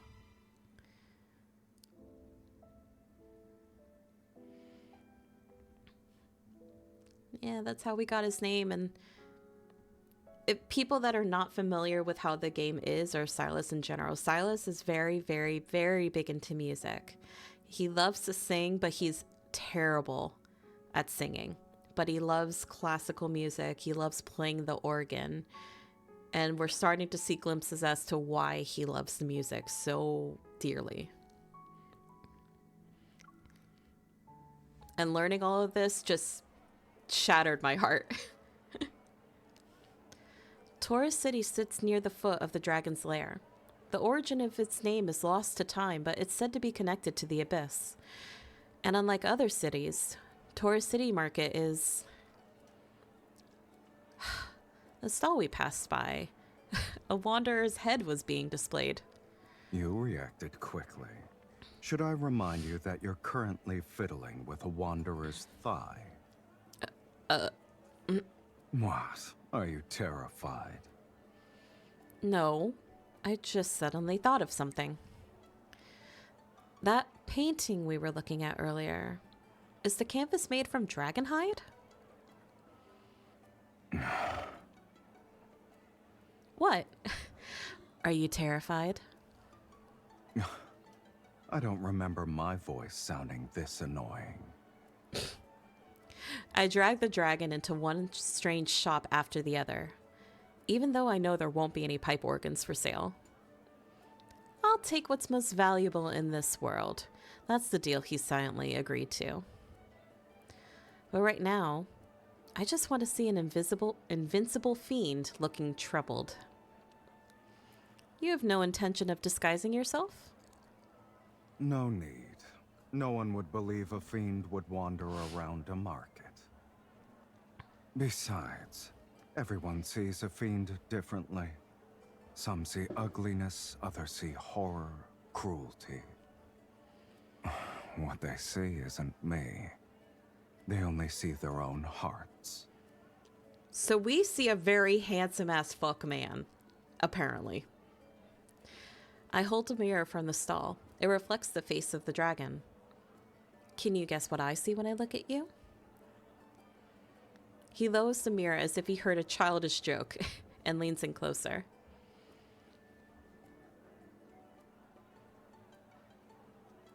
At the very least, I'm a lot more handsome than I was depicted in that fiend-slaying god mural.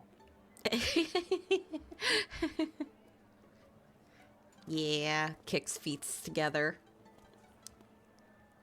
Peepo finger touch.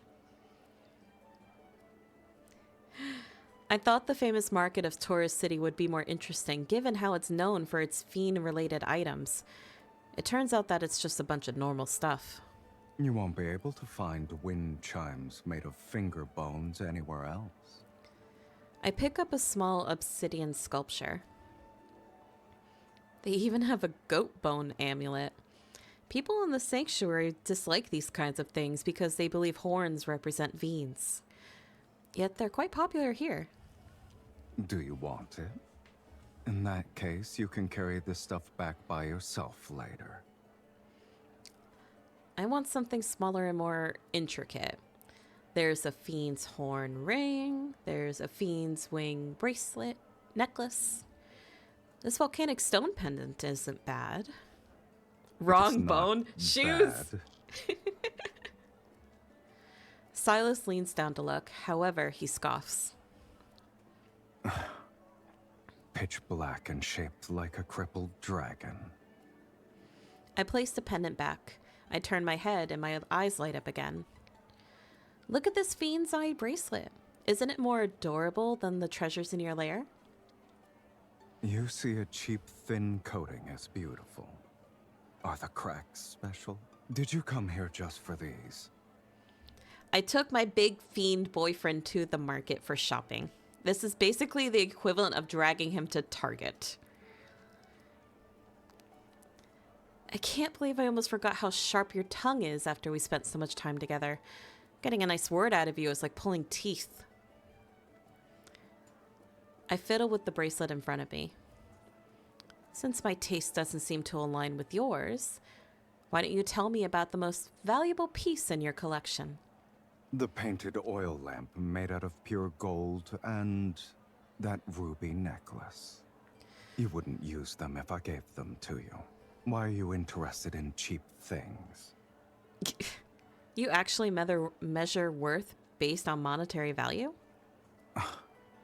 There's another way.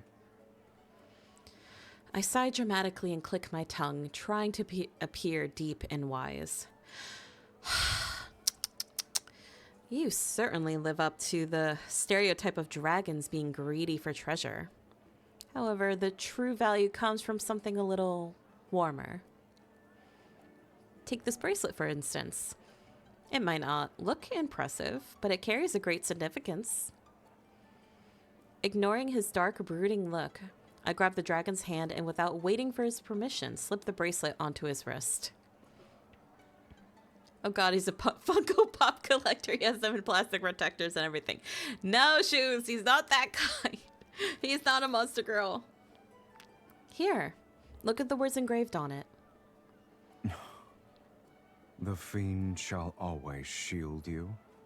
How warm and comforting. The dragon glances down at the bracelet but doesn't take it off right away.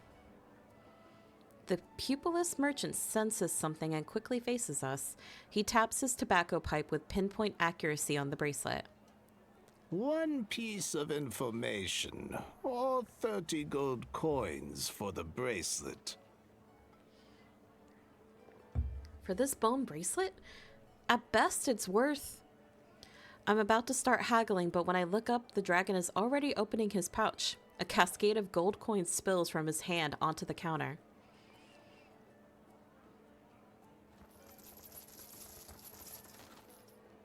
The blind merchant doesn't move to count them. His ears just twitch slightly. You've given too much. Rules are rules. I'll keep the gold and give you 2 pieces of information. Even in this life, Silas is rich as hell and spoiling us without, like, a moment's notice. First, the fiend has returned. The Legion of Justicia will march to Taurus City soon. You're a little late there, merchant, but okay. You two need to be careful. Silas and I exchange a glance. The merchant, expressionless, turns his face towards me. As for the second one, before long, the fiend will meet his destined arch-nemesis once again. Right over there. He tilts his pipe and my eyes follow. In the distance beyond the barren forest, I spot an obsidian spire jutting out.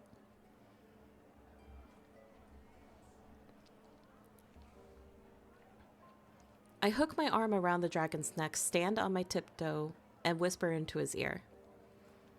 Isn't that the place where you tried to eat me the first time? Do you wish to return for the sake of nostalgia? I don't see why not. Who knows? Maybe something unexpected will occur there. An abandoned, dilapidated chapel won't offer anything worth the trek. Don't forget why I'm here with you. I let go of the dragon's neck and pretend to be displeased. It's not like you just found out I'm insatiable. If I can't get the organ, I'll just grab a few other things as consolation. These, and these. Don't they all suit you perfectly? I quickly pick up a few intricately designed accessories and shove them into the dragon's arms. Then I stand on my tiptoes to hang a bone wind chime on his horn. You...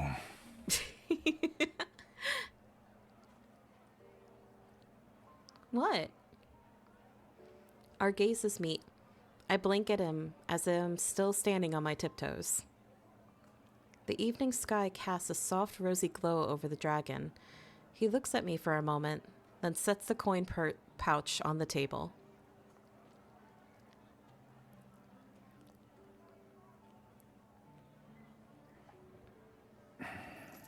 Since you want all of them, don't leave a single one behind. Take everything. We're leaving.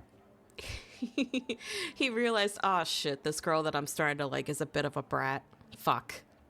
Well, guess I gotta buy her everything. I open my arms to the dragon and he lifts me. He carries me and my treasures as we soar over Taurus City. Taurus City. I love his enabling ways. He's so into it. Yeah, he's kind of into it. He looks spoiling. All right. Number 5. And then we've got 4 more to go. I just joined stream and I'm sorry, that voice actor, right?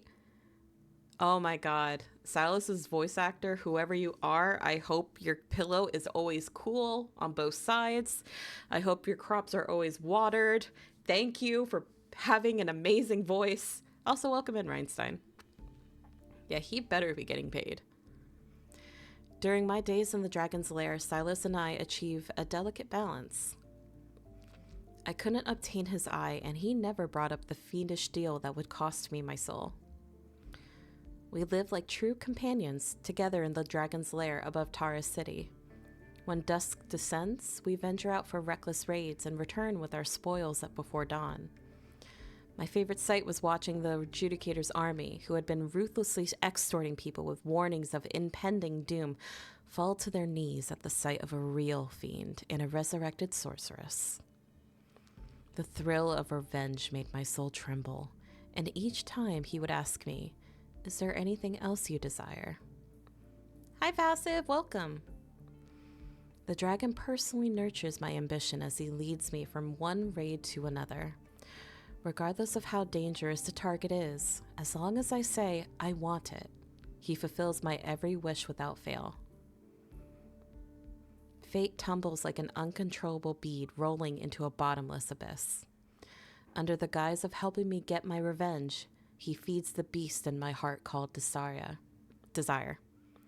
I know he is.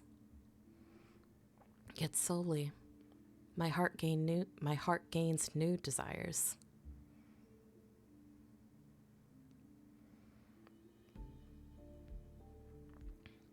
This place and over here. We've already been to these places, correct? I sit cross-legged on a new cushion. I eat some fruit and mark several areas on a star map. The pomegranate I had set my eye on gets taken away before I can move my hand. Ignoring my glare, Silas taps the edge of the star map. Didn't you say you wanted the minerals and starships here?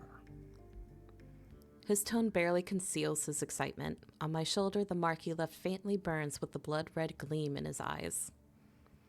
I touch the burning skin and recall the sanctuary we raided 2 days ago. Adjudicator's oracle, wearing a splendid white robe, is held up by one hand. A rabid, bestial cruelty boils in the dragon's eyes. Back then, the mark hurt just like this.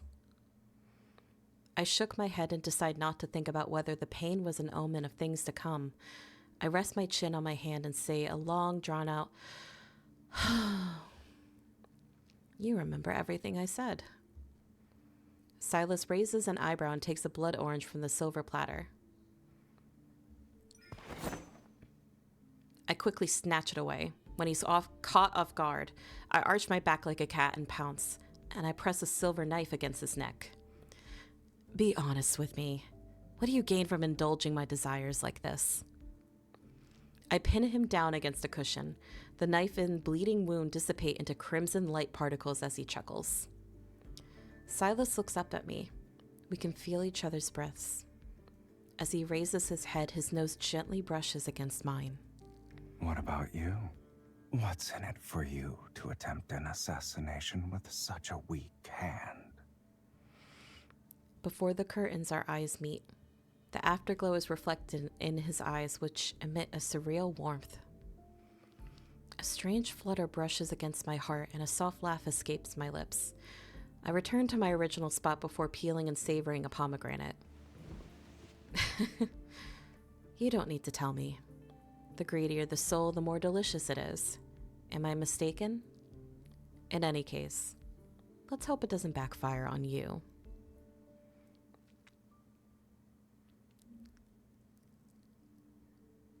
Silas laughs. As I take out another pomegranate seed, he leans in and snatches it with his teeth. Likewise. Why are you whispering in my ear? Oh fuck, I forgot that part. You haven't fled because you're waiting for an opportunity to take my eye. Is that right? But I stare into his eyes. I find that I don't truly want to hurt him. Besides the horn and the tail, he's almost no different than a human.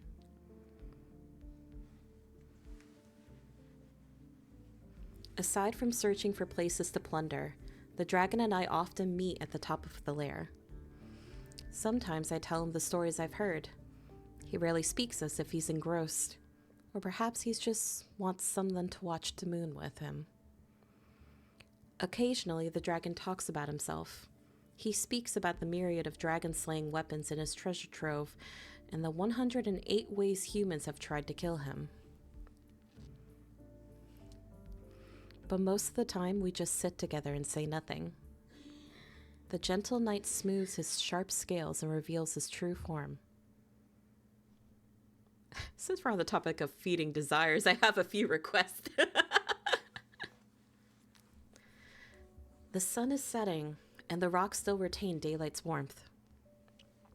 Drowsy, I'm in the middle of relaxing and drying my hair that I just washed. Does your song truly need an organ? We already bought a bone flute. Hi, Serenade, welcome in. Thank you so much for the follow, I appreciate it. I don't know when the dragon decided to lie down next to me. I pat his damp hair. Why don't I teach you the song since you like it so much? No.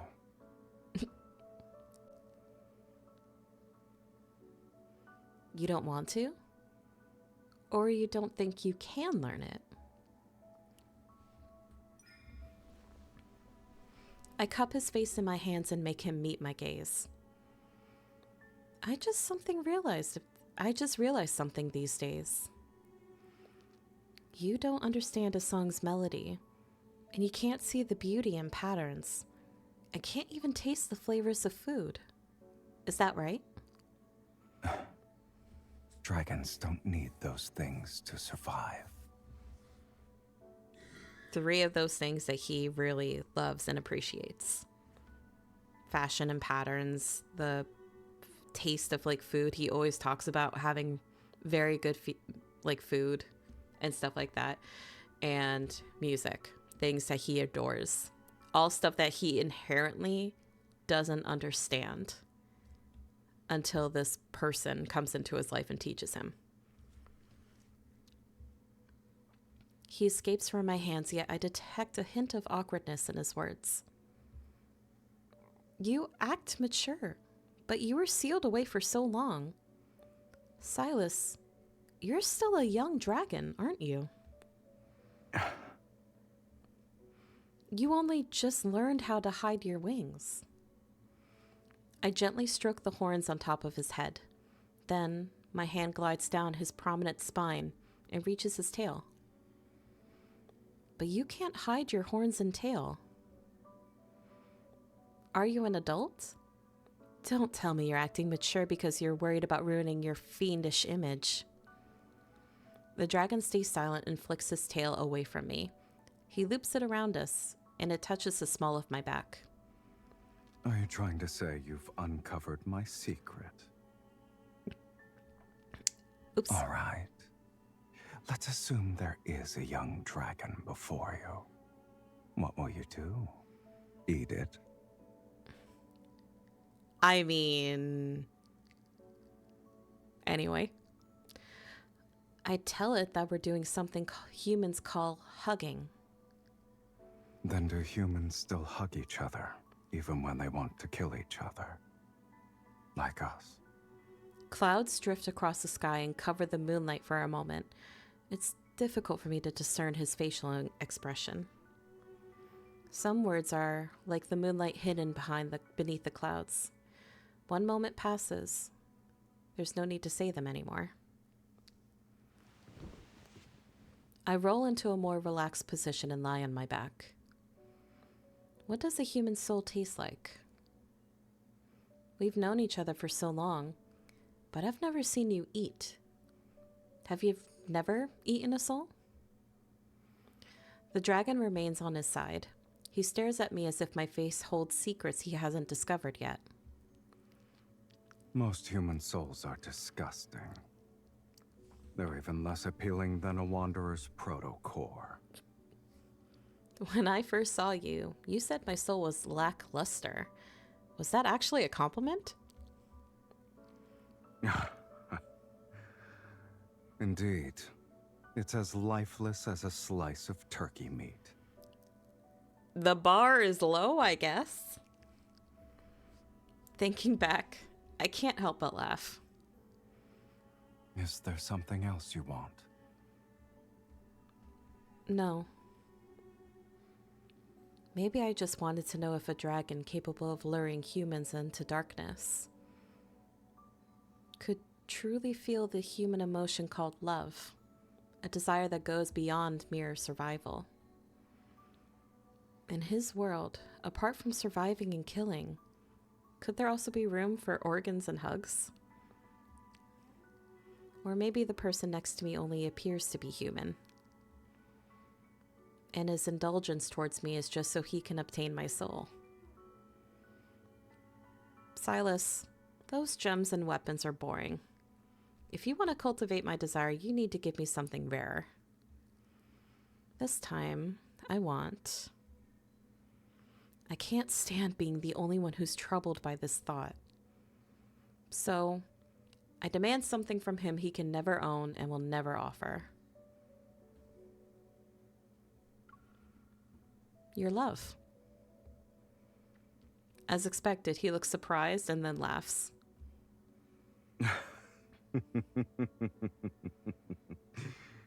A fiend's love. What are you going to do with something that doesn't exist? If it doesn't exist, then it's even more precious. Speak. What does it mean to truly love a person? Have you ever loved anyone before? No, but I know exactly what to do.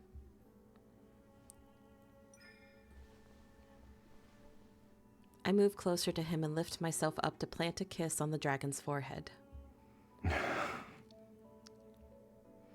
When humans fall in love, they want to kiss it. Maybe dragons feel the same way. Kiss. Get kissed. The dragon's claws sweep across my cheek. Once again, he looks at me as if I'm prey. But maybe you should know the fate that befalls a dragon's lover. Oh, guys, I'm getting that sinking feeling. Taurus City's tavern is always open. On stage, a woman wearing a fiery red dress has just left. Amidst the boisterous cacophony from the drunkards, I sit next to Silas, who's in the shadows by the window. I wear a hooded cloak. How are the souls here? Does their scent make you feel nauseous? It's chaotic, but it's still better than the hypocritical sanctuary. Thud. A waiter has placed a wooden cup filled with red liquid in front of me before walking away. Under the lights, a dragon's roar suddenly resounds as an actor with dragon wings sings on the back sings center stage. Silas didn't bring me here for a midnight snack. You're already a dragon. Why do I need to watch a fake one? Don't you humans like stories? Watch it. It seems to be a very long story. The actor who's playing the dragon sings for a long time without changing. Bored, I stir the beef sauce on my plate. Words fly over my head since I'm barely paying attention. The body next to me is warm. I wrap the dragon's tail around myself and move closer, resting my head on his shoulder. I drift in and out of sleep. Other cities should be chaotic because of the Legion of Justicia, but the people in Taurus City still have happy lives. The people here are like seeds. They only grow if they're fortunate. Even if they sprout, they might not survive the next day. They can only live in the moment. Are we also people who might not survive the next day? What are you trying to say? I grab the dragon's wrist. Smiling, I narrow my eyes. I want to say something that's more precious than any treasure a human could obtain. I like you. I like who you are right at this moment. I'm so happy that this MC is outright and forward with her emotions. Fuck yeah. I turn away and notice how the dragon's face is faintly reflected on the window. I secretly watch him and notice a smile that vanishes as quickly as it appears.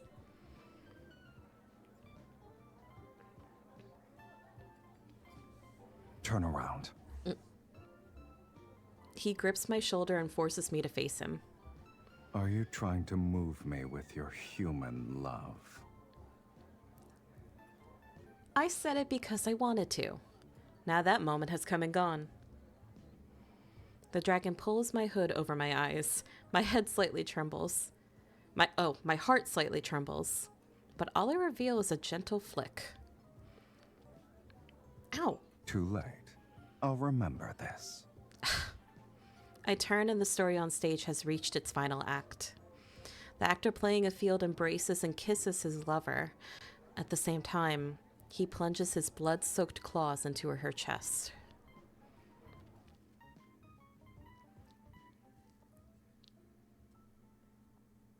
At night, the dragon carries the sleepy girl through Taurus City's crowded alleys. No one spares him another glance. It truly looks like he's an ordinary human returning home in the moonlight. Silas, I don't understand the play you made me see. Maybe I fell asleep halfway through. Then sleep. It wasn't an interesting play in either case. But I want to hear it. You must tell me, or else I'm going to have nightmares. It's about a dragon. Figures surround them. He could fly her back to the dragon's lair, but tonight, he wants to walk a bit longer with her. In the beginning, the dragon lived in a valley with other dragons. Amongst his kin, he was the only one with a human appearance. He mistakenly believed he was a normal person. But as he grew older, horns sprouted from his head and a tail from his back. He had never seen anything like this on someone before. He was scared. So he picked up a blade because he wanted to remove them. But the horns and scales would grow back, dripping with blood. It didn't matter how many times he cut them. He turns and walks onto a small path. There are fewer people here. His voice softens as if he's actually lulling her to sleep. After a long time, he finally came to terms with being a monster with horns. But then, the love of his life appeared. The moment she pulled out her sword, he knew she was the one destined to kill him. She was his arch nemesis. But somewhere along the way, he stopped wanting to consume her soul. She showed him human love and companionship, making him think he could live like a human too. And slowly, without realizing it, he began to forget he was a dragon.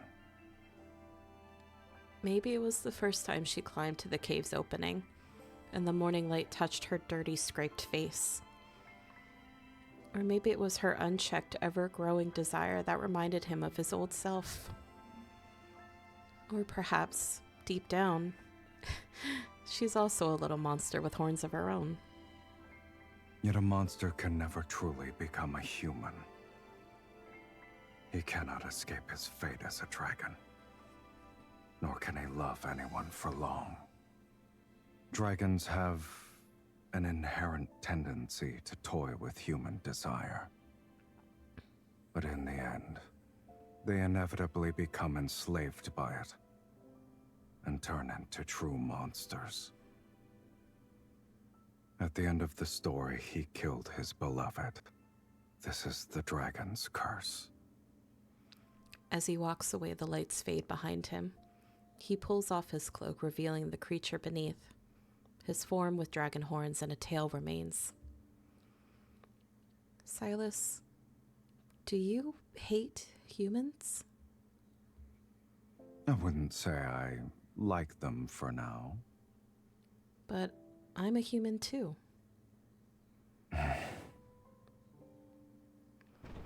Invisible wings slice through the air. Carrying the sleepy girl, he soars through the skies. What about you? Why stay by a dragon's side? Sandy, spoiler alert, I was already starting to tear up there. And yes, if you're anything like me and you get really immersed into these things, you are definitely going to cry. What happened that night at the tavern, along with the words we exchanged, is never brought up by us again. By the light of day, it became a dark, absurd secret hanging between us. Taurus City revels every night, where shallow desires are easier to face than genuine feelings. With the return of the fiend, Doomsday's ominous shadow once again haunts the war-torn lands of Philos.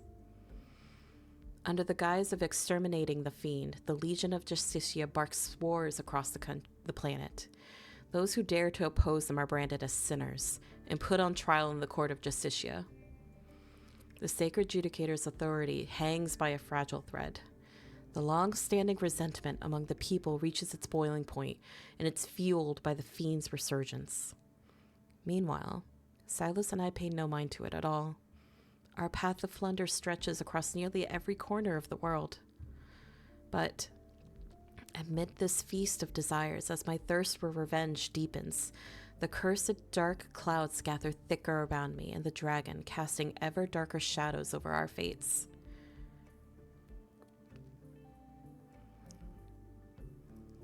Please. Please don't kill me. Spare my life. I'll do anything for you. Yes, money. I have plenty of treasures. I collected them from different places. You can find them in the inner sanctum. The key is right here.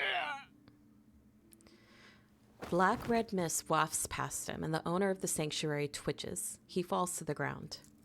I take the key from his stiff hand, dangle it on my pinky, and follow Silas into the luxurious inner sanctum. I can't remember how many places we've raided. The guards and traps in this place are remarkably sophisticated. They even managed to injure Silas. Unfortunately for them, they serve an incompetent master. You thought that was me for a second? I appreciate you think that my voice acting is that decent. I bet those guards never imagined they'd be risking their lives for a cowardly imposter. Have we made quite the name for ourselves? After writing so many places in a row, I thought you'd display some self-awareness. Silas appears disinterested, his gaze briefly scanning the treasures behind the door before moving elsewhere. Yet his eyes linger on something beyond a nearby sheer curtain. The wind lifts the curtains and reveals a massive organ in the wall. Its presence is illuminated by the setting sun. What a pleasant surprise. Smiling, I put down the jewelry I was holding and adjust my dress. I sit down before the organ. Melodious music resounds while the wind sweeps through the building. Sunlight casts a radiant glow and harmoniously blends with the enchanting melody. My performance ends, and the sanctuary falls silent. Why did you stop? I get up and retrieve the sword resting near the organ. A requiem is meant to soothe the dead, but the souls in this place don't deserve it. Standing on my tiptoes, I move closer to Silas. As soon as he narrows his eyes, I quickly step to the side and gracefully ascend the stairs. They were sanctimonious enough when they were alive. I have no intention of praising their ugly souls. What I desire is... My fingers brush over the renowned painting adorning the wall. I turn, lift the hem of my dress, and sit on the sacred throne positioned at the top of the stairs. I point my toes and in silence, I hook my leg around the dragon's... Hang on, I'm sorry. I got distracted because the ad break incoming was popping up. I point my toes and in silence, I hook my leg around the dragon's as he reaches the last step. Just as he leans forward, I tug him closer. To live freely and die without regrets.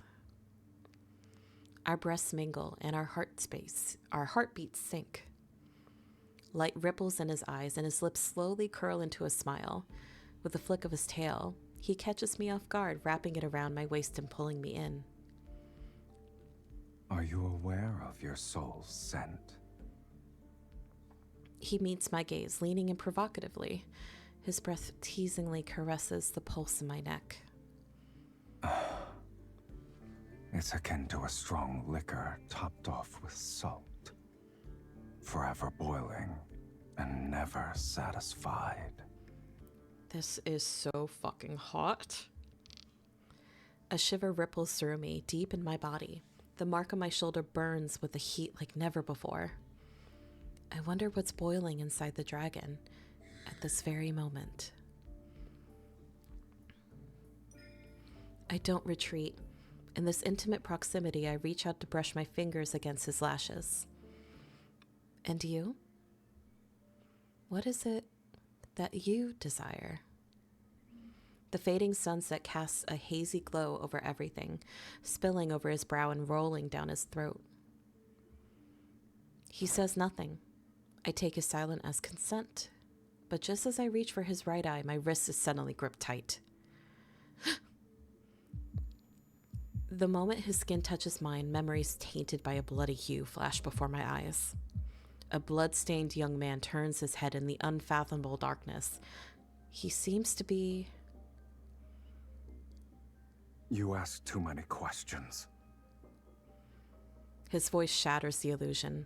I return to reality and Silas has already released my hand. A sinister, blood-red gleam flashes in his eye.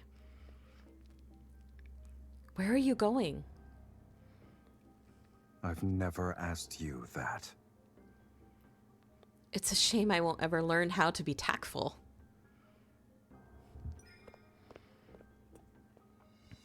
I'll just wait for it. There's going to be even more whiplash coming on. The mark on my shoulder throbs and burns. I move ahead of him and block his path. Were those guards not enough for you? What? You still want to hide it from me? I sweep the strands of my hair away from my neck, revealing the mark he left behind. Whenever your hunger for souls flares up, this mark you give me stirs too. Lately, it's been acting up more frequently. I take a step towards him. Without hesitating, I caress the area around his eye.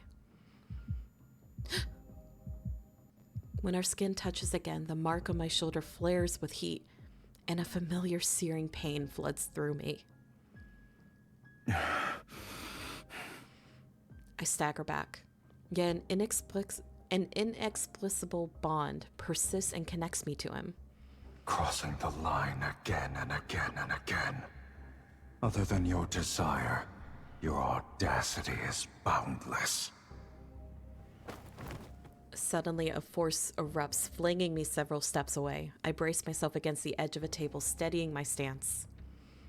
As I lift my head, I notice thin wisps of dark mist slipping from beneath Silas' hand, which cover his right eye. Silas, you... Thick clouds silently shroud the sanctuary ceiling. Half of his body sinks into the shadows, and he lowers his arm with a ragged breath. Black-red energy particles drift from the corners of his eyes, and his gaze is now completely drenched in blood red. Did you forget what I truly am? The oncoming black mist binds my limbs. Silas's face is lost in the shadows, hidden from view. Hi, Saranya. You came in at a good time. Something's wrong with him right now. The shackle around my neck suddenly tightens, and the pain from the depths of my soul strikes again. Are you going to devour me? No, you won't. I won't. Have you spun so many lies that you've begun to believe them yourself? Shall I remind you? You are nothing. You are but a soul that was fed by a fiend.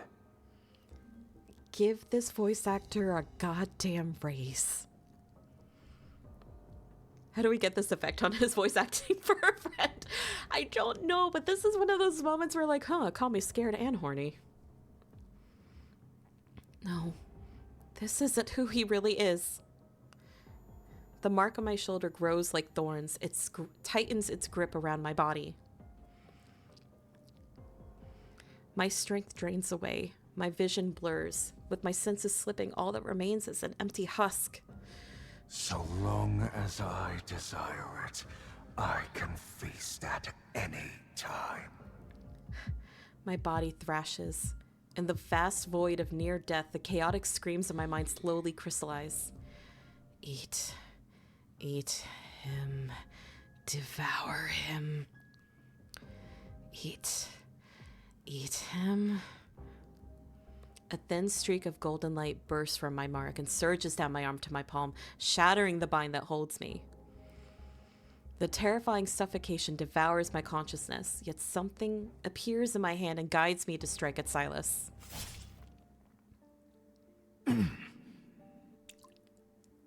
Warm liquid splashes onto my cheek. The blood-red greatsword solidifies from a phantom into reality, and I thrust it into his chest.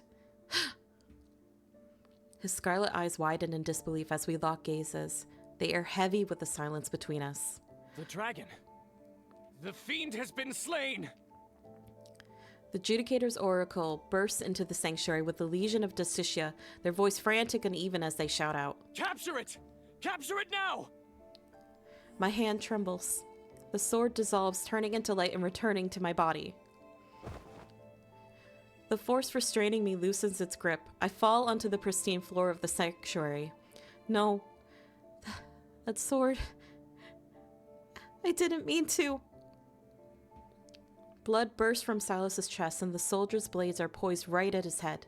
In his current condition, facing off against the Legion is a grave risk. Push open the door. I grip my teeth, get up, and shove him past the white stone doors behind us. The door slams shut. I turn and snatch up a weapon, pointing it at the soldiers crowding in. You saw it yourselves. The fiend couldn't best me. Anyone who steps closer will meet their end by this sword. Behind the white stone doors, blood continues to fall onto the floor. It seeps out from the cracks. The whispers of desire grow louder. The blood-red hue in Silas's vision surges and boils. His gaze is nearly drowned in crimson. Ignoring the grievous injury from the great sword, he only knows that the curse almost came true. He had almost lost his mind and killed her.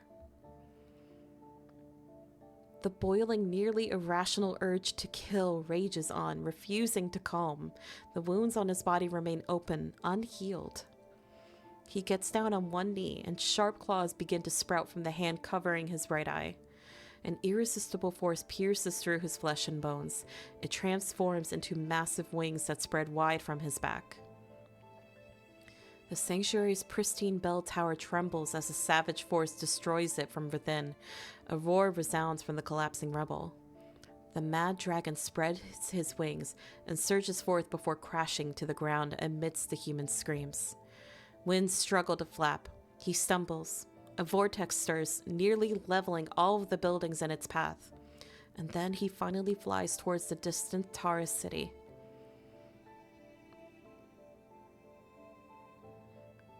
Alright, we're about to have an ad in like 30-something seconds, so I'm gonna wait until those 3 minutes are done, and then we will continue on.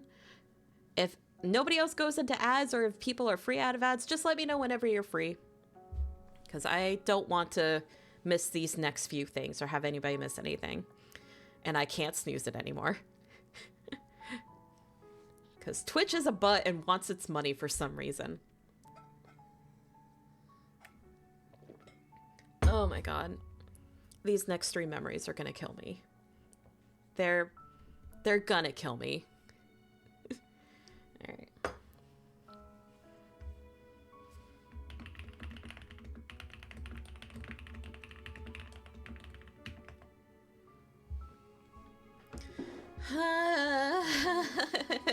And the sad music is just making it worse. Hi, Starveling. Welcome. We're in for sads.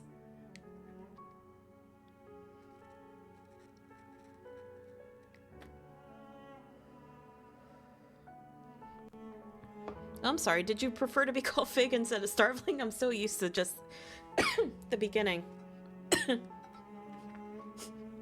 Lads and sads, yeah. I hope everyone's having a good night. Sorry. Just dying. I'm okay.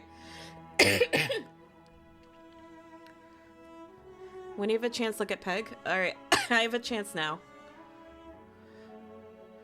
Oh, the ads just started? What the hell?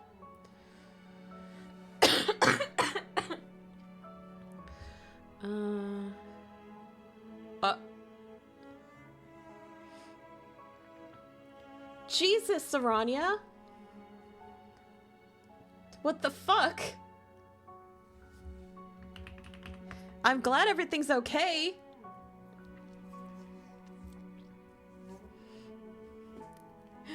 I'm okay. I was just breathing in something hard and it got stuck in my chest.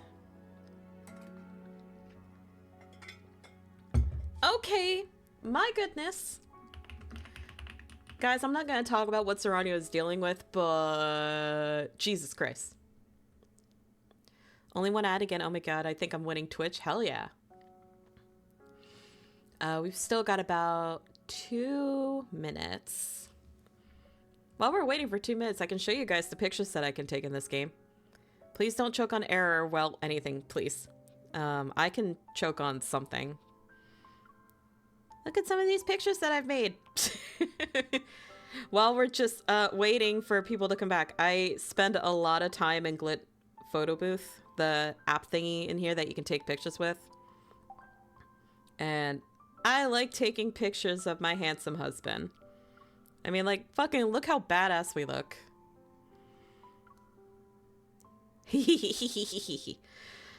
Yeah, I go a little ham. And I like just sort of playing around.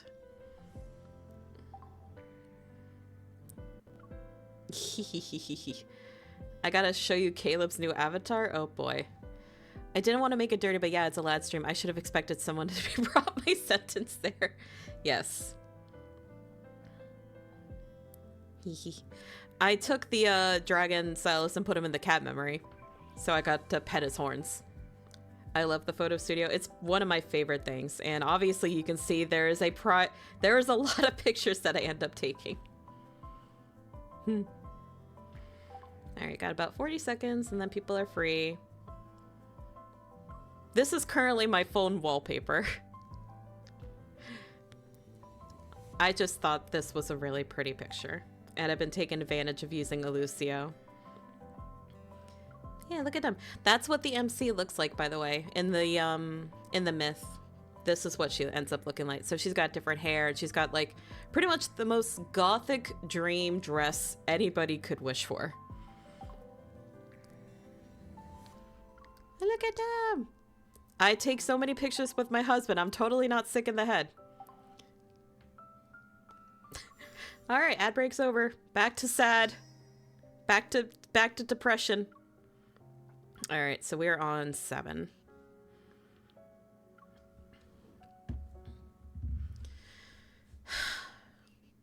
The sight of the dragon rampaging through the city and flying off towards Tara City haunts every soul that day. When I finally break free from the chaos of the Legion and rush out of the sanctuary, I only see his figure disappearing into the storm clouds. The trail of blood left along his flight path makes people realize this fiend is gravely injured. Hi, Mona! Anna, what's an Anna-themed thing you'd like to see draw? A me-themed thing?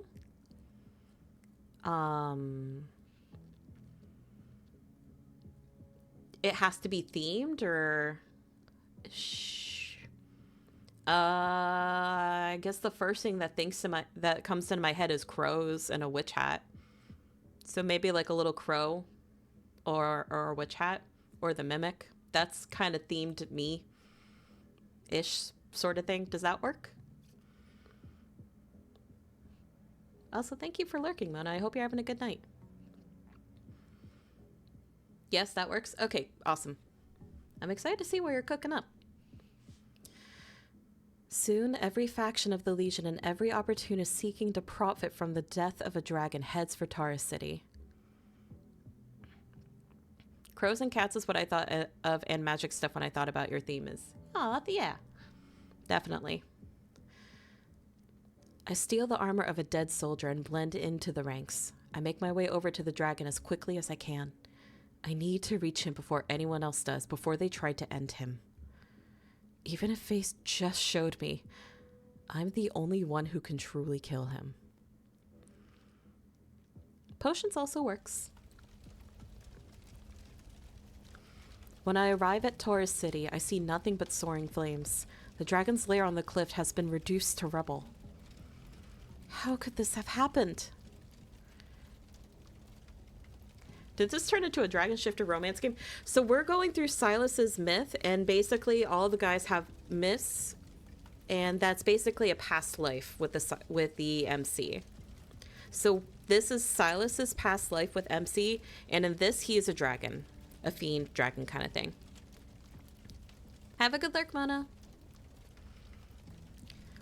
So he was a dragon. No wonder he's possessive. Exactly, he was possessive, greedy. Yeah. The Legion of Decicia has set up numerous traps and ambushes along the way. I hear the shouts carried by the wind. The fiend is wounded. He can't have gone far. Keep looking. But where could he be? He's not in Taurus City, and he's definitely not in the Abyss. What other places? The brand on my neck burns with a pain from deep within my soul. It's pulling the soul fragment the dragon left inside my body. My gaze unconsciously drifts across the withered forest and lands on the obsidian spire that has partially collapsed.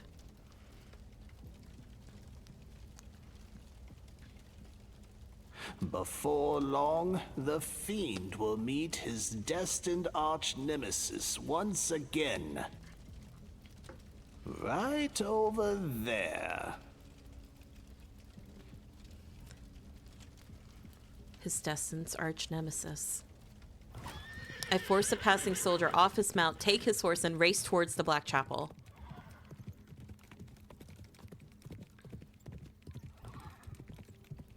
The closer I get to the building, the more vivid the crimson bloodstains along the mountain path become. The horns and shouts calling for the dragon slowly fade, leaving only behind the rapid hoofbeats and my anxious heartbeat to fill the silence. By the time I reach the obsidian steps, a tiny stream of blood has nearly dried. When I push open the gate of the long-abandoned chapel nestled deep within the forest, the cold moon hangs high in the night sky. The bright light filters through the shattered spire. Dazed, I see the dragon, barely alive. He lies in the center of the room. Silas! There's no reply. I run over to him and pay no attention to the legion of Desicia who have died to his claws.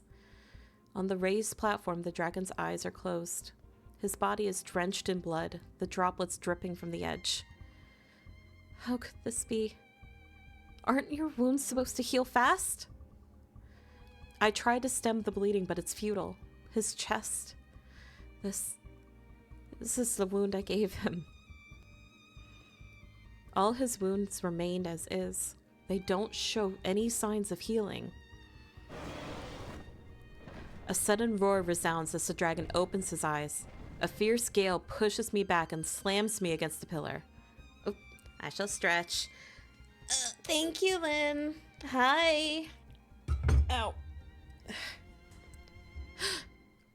A sharp metallic taste fills my mouth. His fangs are at my neck, puncturing my skin. One more push and he'd snap my spine. Silas. Silas. You're Silas. The mark on my shoulder boils with the agony only death could deliver. I suppress my fear, lift my trembling hand, and gently place it on the dragon's eye. Hi, Lime! A soft requiem echoes with the spacious room. The roaring slowly subsides, as if something deep inside him stirs awake. The dragon begins to struggle violently. The bestial chaos in his eyes clears. When the song ends, his gaze finally reflects my face. Silas. I close my eyes and press my lips against the dragon's. A moment later, a familiar figure appears before me. His lashes flutter as he stumbles, collapsing with me onto the floor. There's his nipple, Sandy. Are you feeling better now? It's down there. Silas. Silas, wake up. Don't fall asleep. Silas! Black mist spills out from every wound in his body as if his very life is being drained away. I'm now realizing we're reading smut. No, Lynn, we're not reading smut. No, this is a very dramatic moment. Our blood mixes together on the slippery cold floor. When my blood touches his chest that's shrouded in black mist, a sharp pain pierces my mind. Eat him. He's yours. Kill him. Devour the power. I can't do an evil voice right now. I'm a little bit too emotional. Accelerated, my heart races. Fervent desire reverberates in my ears. My arm trembles as I raise it. Unable to control it, my hand is close to Silas's heart. Yes. Use your strength just like that. My hand quivers uncontrollably. I grip my teeth, trying to shake off the voice in my mind, but suddenly my wrist is caught. Don't know where to aim. You're not helping my case right now, Silas. I swear, Lynn, it's not. It is not smut. It's not. I promise. Silas had opened his eyes without me noticing, and he presses my wrist down. A faint, weak smirk curves his lips. I can tell you. Again, you're not helping my case. The phantom of the great sword nearly forms again. It feels like waking from a trance, and I fling his hand away, breathless. Have you gone mad? A smile gradually graces Silas's face. His eyes gleam like the precious gemstones in the depth of darkness. What about you? Before the mark disappears, you still have a chance to kill me. He tightly grips my arm and struggles to support himself in the pool of blood. Leaning against the pillar, his tail reaches out to me. You've got it right at my heart. So I hesitate. Struggling to breathe, I kneel before him as I'm forced to meet his gaze. His tail moves before I can react. My heartbeat reverberates in my ears. His aura burns like flames and slowly engulfs me. Do you remember? Only the fiend's destined arch-nemesis can kill it. What exactly do you think that is? I'm fucking dying. God.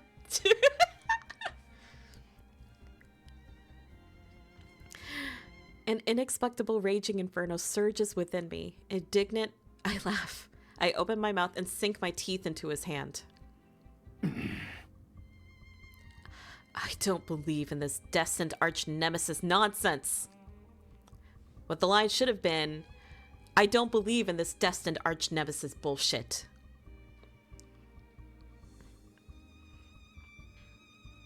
Moonlight boils in his eyes. Silas cackles. He lowers his head and bites my shoulder like a predator. You... Pain spreads like fire. Then Silas extends his tongue, slowly licking the wound on my shoulder. It's as if he's claiming and soothing me. I am really not helping my case right now. Fuck!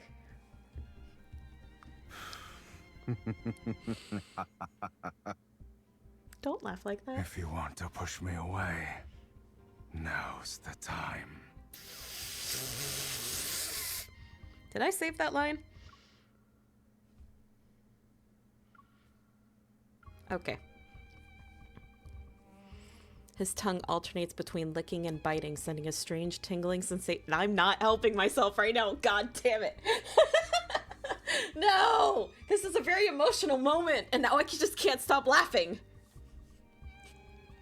I'll go to the corner store and get... Shut up! Shut up! Shut up! Shut up! Shut up!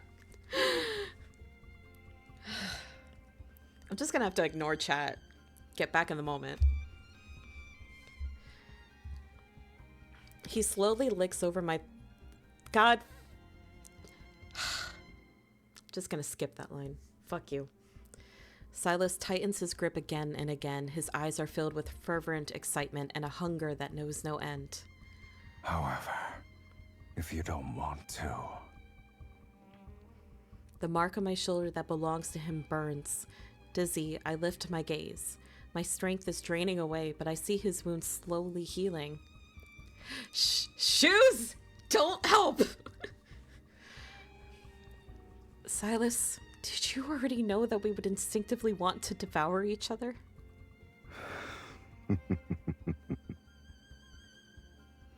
Then why did you rescue me from the abyss? I wriggle under him and he intertwines his fingers with mine. My hands are ensnared. And what about you? Why didn't you just kill me earlier? There's probably an AO3 fanfic for this scene, to be honest. There probably is. I freeze. In the moonlight silence, Silas raises his hand and gently touches the area around my eyes. I remember being also a lot more sad, Water Bear. I'm not... I also remember being very sad. My limbs tremble, weakened by the torrent of emotions coursing through me. I gaze into his eyes for what feel like an eternity. The murky chaos that was once impossible to read is gone. At this moment, I can finally see his eyes clearly. The fiend will meet his destined arch-nemesis again at this place. I'll admit he was correct. I told you before that I'd give you 2 more chances to kill me. Now, you only have 1. In that instant, the turmoil in my heart settles, and I twist my hand to clasp his. You only said half a truth. I told you before that I'm greedy. I live how I want, and I hate being controlled by others. If fate wants me to kill the fiend... A warm, soft golden light spills from my palm, and I press it against the wound on Silas' chest. Then I'll save him instead. Save me? Are you aware of the cost? Once we hold hands now, our lives will be bound together, along with our deaths. We must offer half our soul to the other. They'll be merged to forge an unbreakable bond. To share your life with a fiend, it might be a punishment worse than having your soul devoured. Will you truly not regret it? I said I'll live, didn't I? No matter the cost. If following our hearts is a sin, then you and I must be the last of our kind in this world.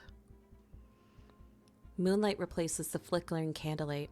As our hearts beat in unison, he kisses the inside of my wrist with something akin to devotion. In that case, stay by my side until the end of time.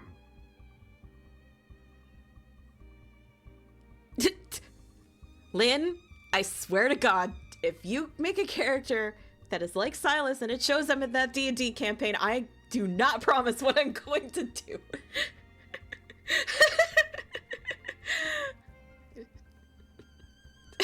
I'm going to die.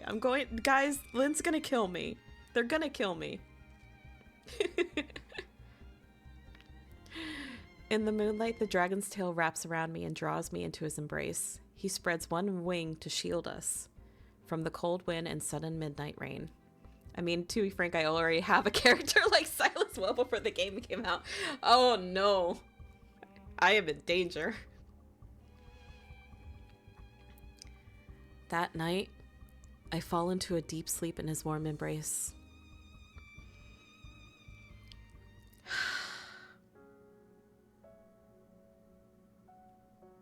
These next two memories are really going to kill me. I keep saying that about this, but this is where it really starts to hurt. Do you want dragon flavor or devil flavor? Dragon preferably. I like dragons a lot more. All right. The night fog envelops me, and I feel like I'm trapped in a long, chaotic nightmare. When I wake up, I'm surrounded by a red valley filled with blooming datura. My arms feel heavy. I look down and see a huge orange creature. I hold it as it dies. I don't know why I'm here. I just vaguely remember having a dragon in a pitch-black chapel. I try desperately to recall, but the last clear memory I have of the dragon ends on that blood-soaked night under the moon. Everything afterward feels like a shredded fragments, incomplete and scattered. It's like hearing half of a chord meant to be played with both hands. Like a dance that was supposed to be for two, with only one left to dance it alone. Good night, Sandy. Maybe I'm imagining things, but after half of our souls are exchanged, I've been dreaming of him more and more, sometimes even while awake.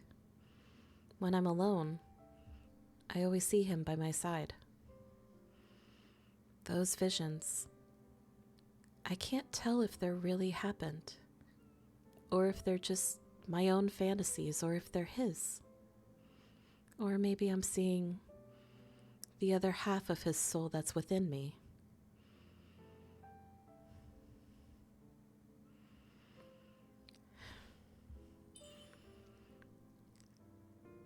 Why are you so worried? I just want to rest. I won't die. In your current state, you might not wake up at all. That song you played. It'd be nice if I could hear it again. Remember the memory from earlier that I had us listen before we started? The Black Chapel is like an illusion steeped in darkness. I can't remember if I finished playing that piece. But it's a requiem, a song meant for the departed. Sometimes I think we never truly left the chapel after that night. I live there with the dragon. We keep each other company. and we live a peaceful life away from everyone. On days when we tended to our wounds, we'd go hunting in the forest or disguise ourselves to shop at the market. Little by little, the chapel became filled with traces of us. On the pew, there would be the salve I mixed for his wounds the night before. By the stained glass, the sheath he made for my sword hangs proudly. Slowly, it feels like we've truly made a home here together.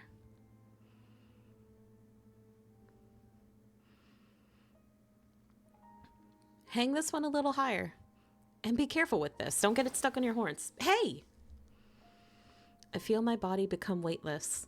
Silas had encircled his arms around my waist and lifted me, and he puts me on his shoulder. Have a good night, water bear. I'm gonna fucking sob.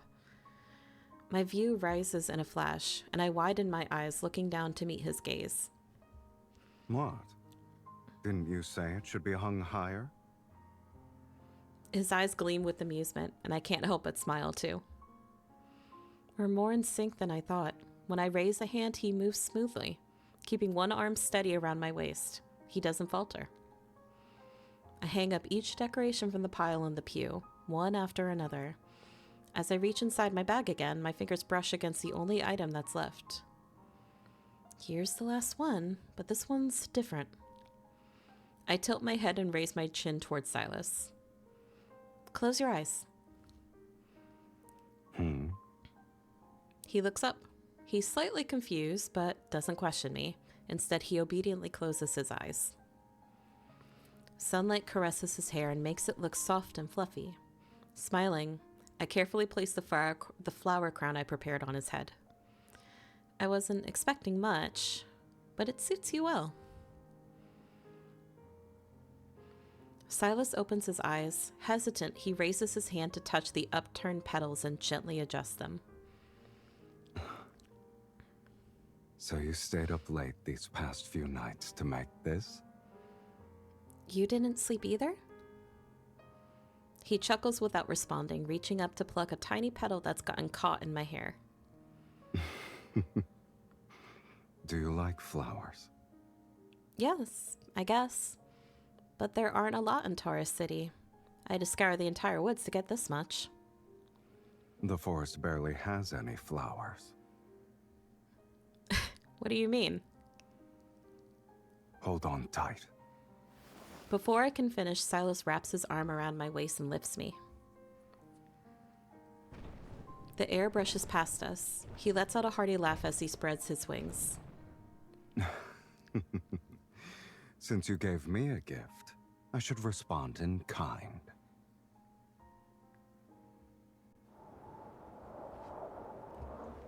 Watch your step, oh great sorceress. We've arrived.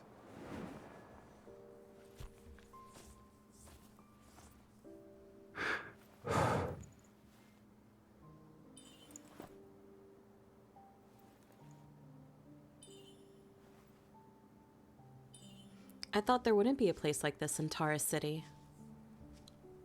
What did you think Taurus City was like? The city similar to its ruler, nothing but desire and Well, you blood. should have developed a new impression by now. Just because you haven't seen the other sides of it doesn't mean they don't exist. Then I need to take a closer look. What else haven't I seen? Have your fill? Seen enough? Wouldn't you say this angle is better?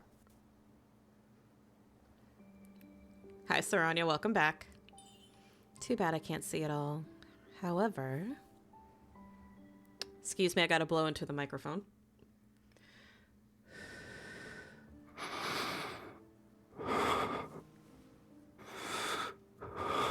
And just casually make my husband whimper a little bit.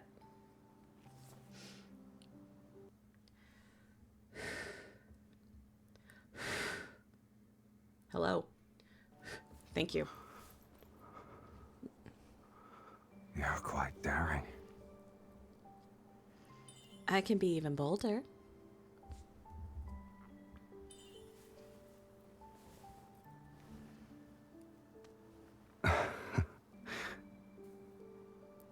Flowers suit you better than Tara City.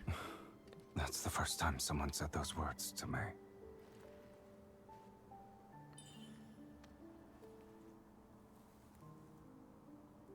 Only you and this flower can touch me here.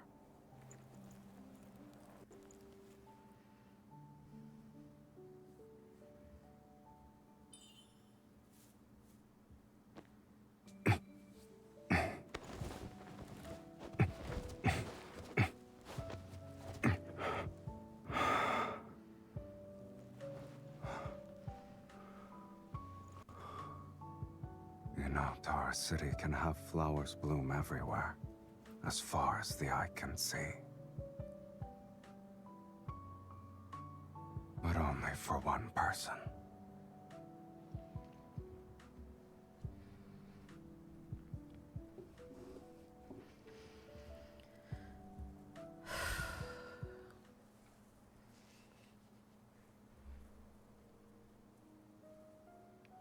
On the other side of that nightmare, the dragon never took me to the valley where flowers bloomed. On the night we exchanged souls, the sacred judicator himself led the entire legion of Justicia to surround the Black Chapel. They spared no effort trying to capture the severely injured dragon. The mark dragon left on my shoulder served as undeniable proof of my being a sorceress. The news of the fiend's death spreads throughout the land. On that day, I'm taken back to the Ivory City under the accusation of being a sorceress. They imprisoned me in the courtyard, behind the ruined sanctuary.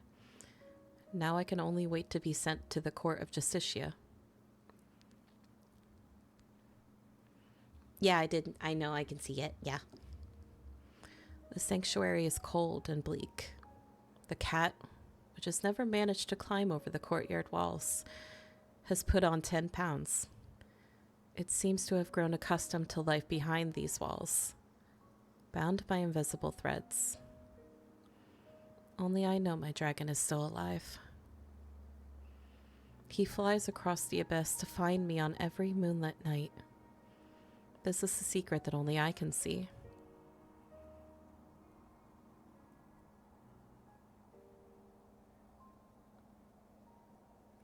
Under the moonlit sky, Silas sits on a weathered platform between two statues. As the sound of crunching grass reaches its ears, he turns his head.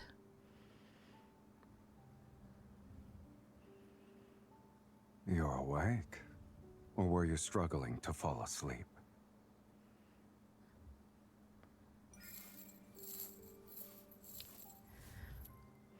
Chains drag through the overgrown grass as I walk towards him, reaching out my hand.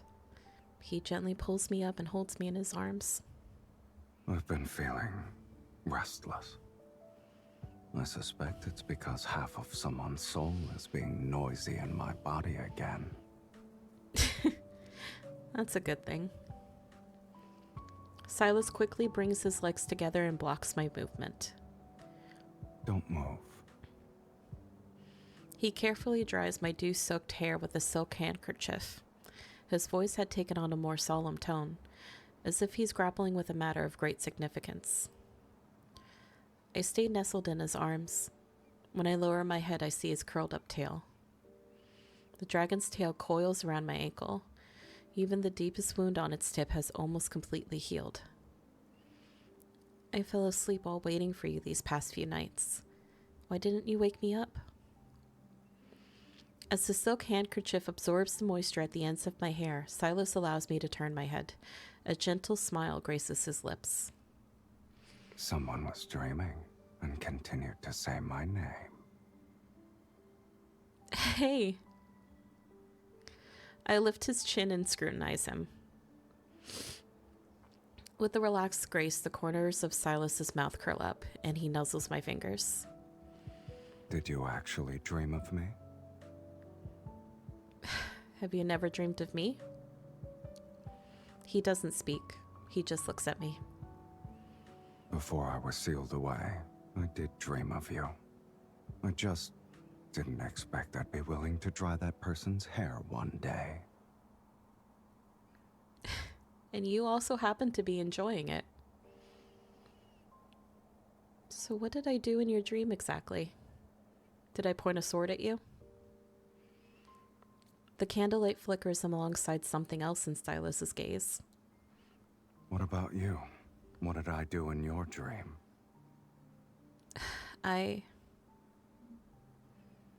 The boy from my dreams appears before me again.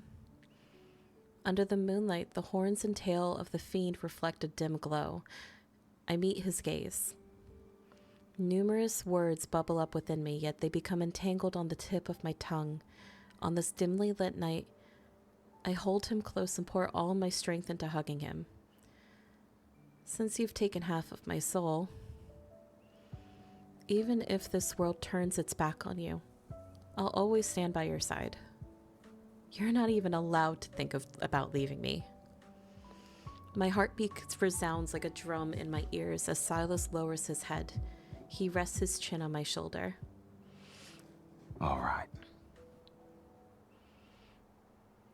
The candlelight washes the moon's glow in a warm hue. I lay my head on his arm and entwine my fingers with his, reaching out to grasp the light together. Let's make a pinky promise. To never betray each other. Our souls are bound. We will never betray each other. Even if doomsday arrives outside this sanctuary. Even if the world crumbles. This promise can't be broken. This promise will never be broken.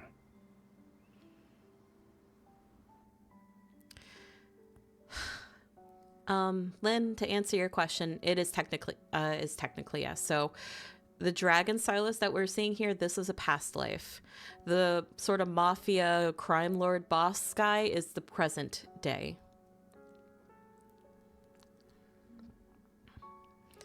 Last one, guys.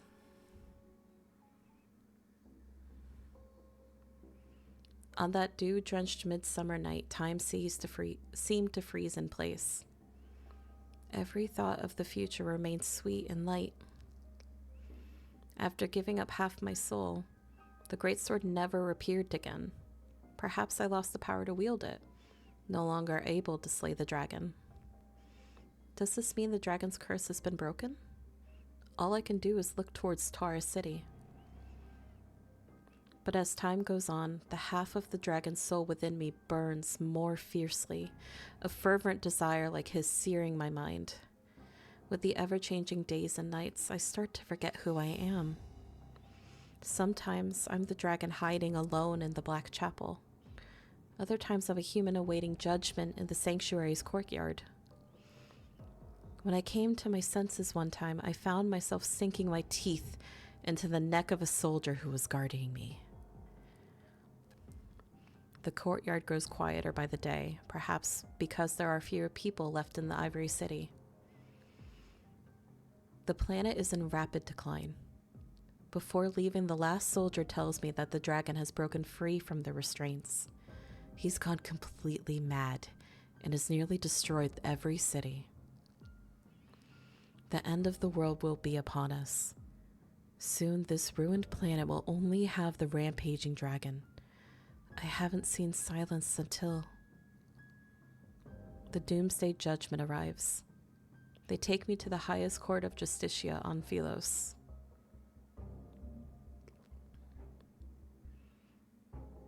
The court of Justitia hangs high in the sky. Under swirling red clouds, several arbiter wings symbolizing divine retribution stay silent as they circle above. Amidst the ranks of the Legion of Justitia, the sacred judicator, wearing magnificent robes, stands on the looming platform like a lifeless statue. An ancient voice reverberates across the planet, enumerating the crimes the dragon and I have wrought upon the world, the reason why this grand execution is being held in the first place. First crime, worshipping evil and desire, showing no repentance, letting your heart fall to corruption. Second crime, consorting with the fiend and bearing its mark, tainting your very body with corruption. Third crime, plundering wealth and embracing insatiable greed, actions steeped in corruption. Chains bind me at the center. Beyond the rattling of chains as I struggle, I hear nothing. Blood surges into my head, a restless fury rising in me, dragon-like and fierce. You are guilty on all 15 counts, sorceress. You shall be executed as a result, and it will be done immediately. With a shrill cry from the Arbiter Wings, a bolt of lightning strikes my soul. Struggling to keep me upright, my knees buckle under the weight. But before I can stand again, another bolt of lightning rips through my mind and tears apart my senses. With my face pressed against the cold floor, I recall the image of the dragon plummeting into the valley, his chest pierced by a sword. Silas. I remember the dragon who likes that requiem. But I've never sung it to him in full. This is the first and the last time. It's like I'm back in Tara City at night as I sit atop the dragon's lair. He sits beside me and says, "Sing it again." Tiny notes squeeze their way out of my chest. They gradually form the fragments of an unfinished melody.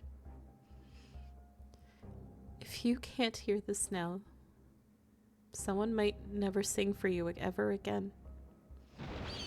Soul-piercing lightning repeatedly interrupts my song, but I keep singing, unaware of all the other sounds have faded away. The entire court of Justicia falls into a complete silence. Only the sorrowful sounds of my... I fucking hit the button too soon. Shit.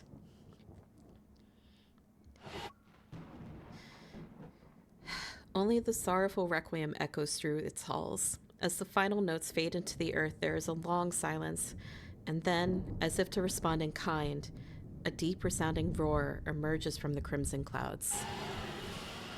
Is that a dragon? It's here. The dragon is here. The true doomsday judgment has begun. Get her. Get the bait. The floor rumbles as the 18 towering statues surrounding the court pivot, revealing their spearheads. The Legion of Justicia surge from all directions like a tide, a cold gleam of their blades pointing at the dragon. Only upon hearing the Sacred Judicator's command do I realize my judgment was actually a trap for the dragon. Come on. The flames tremble on the ground. Stone feathers launched by the Arbiter Wings pierce through the dragon's wings, while electrified arrows from the Legion lodge themselves in his scales. The wings are nearly shredded, but no amount of damage can stop a dragon in a frenzy. It's as if he feels no pain. In the end, I'm the only one left standing on this vast platform of the Court of Justicia.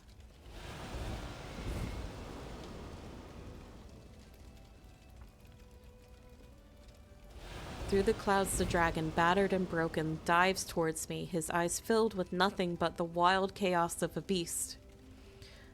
I know he's just a dragon now. He doesn't recognize me anymore.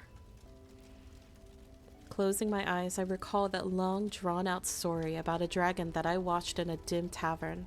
A man called Silas was next to me. And in the end, the dragon plunged his bloodied claws into his lover's chest. Yet a monster can never truly become a human. He cannot escape his fate as a dragon. Nor can he love anyone for long. At the end of the story, he killed his beloved. This is the dragon's curse.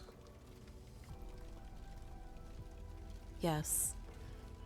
It's the end of another story. Facing the wind, I spread my arms. I want to embrace my dragon one last time. But I don't feel an embrace nor the touch of death. Just before the dragon's strike lands, I feel a hand seize my wrist. He presses my hand against his chest.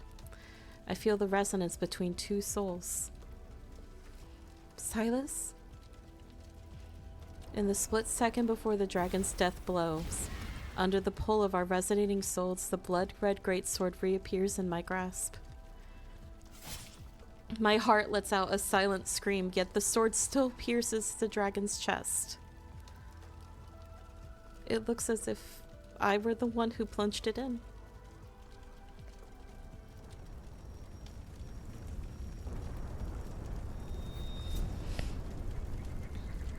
What have I done? There's so much blood. There's so much blood. You must press on. Because if you don't, there's no going back. Silas! If I fall, fate itself will plunge us into the abyss as it was written. I won't be able to go back.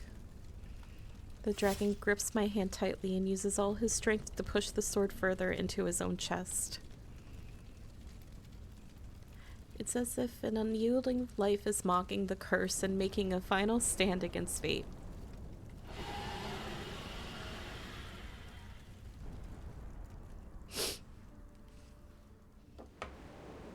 I hold onto the dragon's neck as we plummet through the clouds together.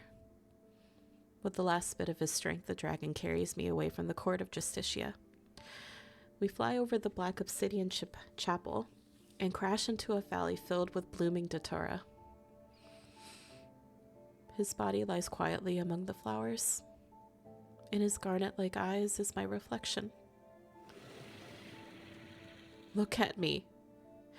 You're not allowed to close your eyes. My tears fall onto him as I lower my head. I allow him to place a kiss on my forehead. The dark red glow in his eyes dims. Obsidian-like crystals crawl over the dragon's scales, slowly covering his entire body. My dragon is gone. As his body disintegrates, shards of crystal begin to peel away.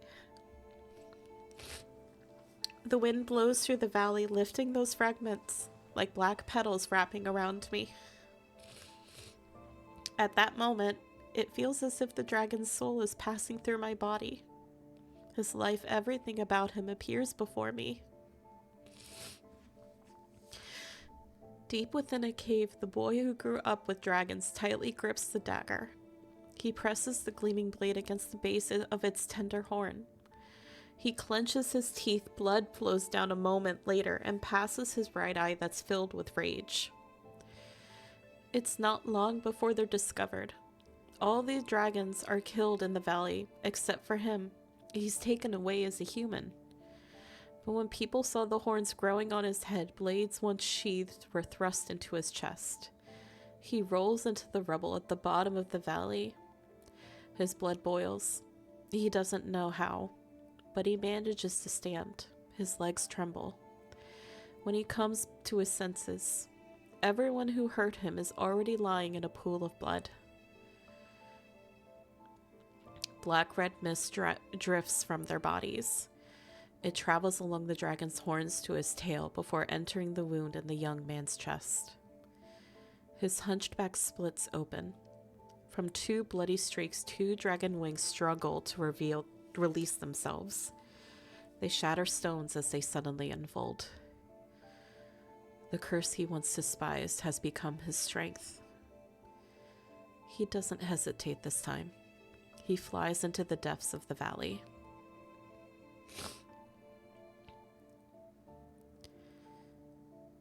The dragon bone cradled in my arms dissolves into petals, drifting past me. Everywhere they touch, the bright red datura flowers turn black. I smell a floral fragrance. Is this the scent of his soul that carries a faint, scorching bitterness? Silas. My beloved was born in apocalyptic horror. People cursed his existence, fabricated his sins, and celebrated his death.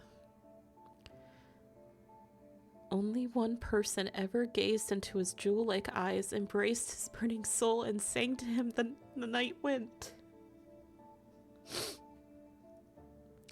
He had already etched the traces of his existence deep into my life.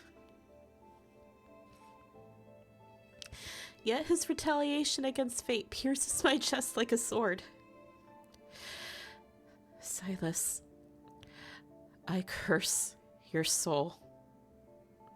He says the best way to punish someone is to let them live forever.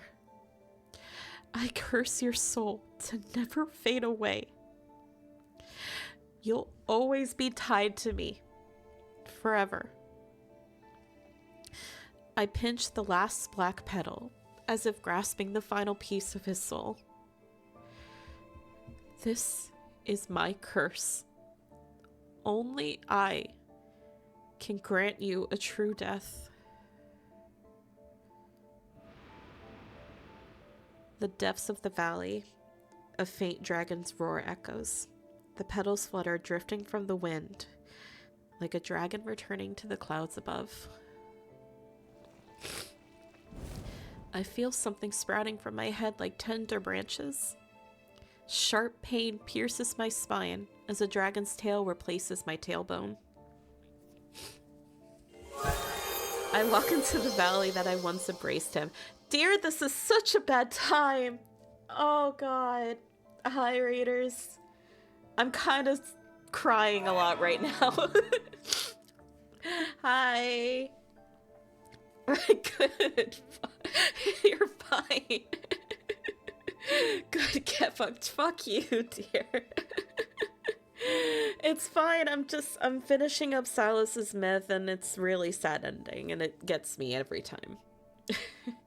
Let me just finish this real quick, guys. I walk into the valley that once embraced him. It is only after my dragon is gone that I finally become one with him. See, I literally had 2 lines. You could have waited 15 seconds. Oh my god. Hi, everybody. Thank you for the raid, dear. Hi, everybody. If you don't know me already, my name's Anna the Witch. I'm your friendly neighborhood walk the witch and potion seller. Welcome to my shop. On special today, depression. Oh my god. My eyes are literally burning a little bit because I was crying. Can I have 2? Sure. Why not? Okay. I have got a reverse potion for it. I don't know, man. Fuck. I'll get you the link to my VOD and swap the mood. Hang on. It's okay. I'm not even sure if I'm gonna continue stream. I did the myth. This is what I wanted to do, and I finally finished it.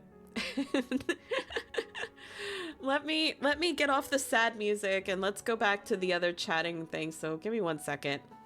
Yeah, 1 sec. I'm just gonna go over to just chatting real fast. Oh my god, get out of here, lads. You're breaking my heart right now. Ugh. There we go. Set game just okay. I thought for a second you said set game just crying. I was like alright, let's see. What is this? Let me get Chrome up. Alright, Chrome. Move myself over. Blah. I'll just go down here for a minute. Alright, let's see. Chrome audio up? Yes.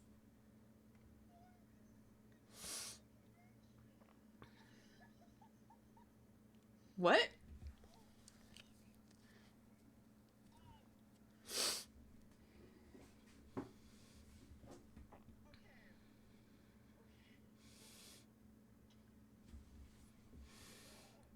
Oh, shit. Hang on. I didn't realize it was cropped. My bad. I forgot. I was showing Twitter the other day, so I had to, like, do that. Good enough.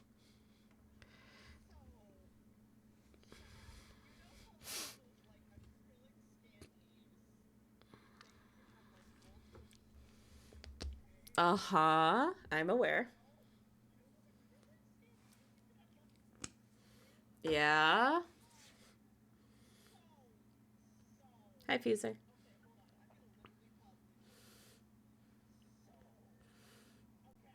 Go. Okay.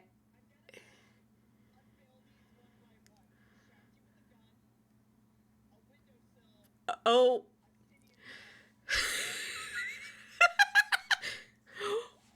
What the fuck? Dear!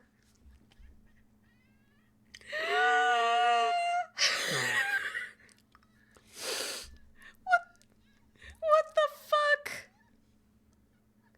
Why are you like this?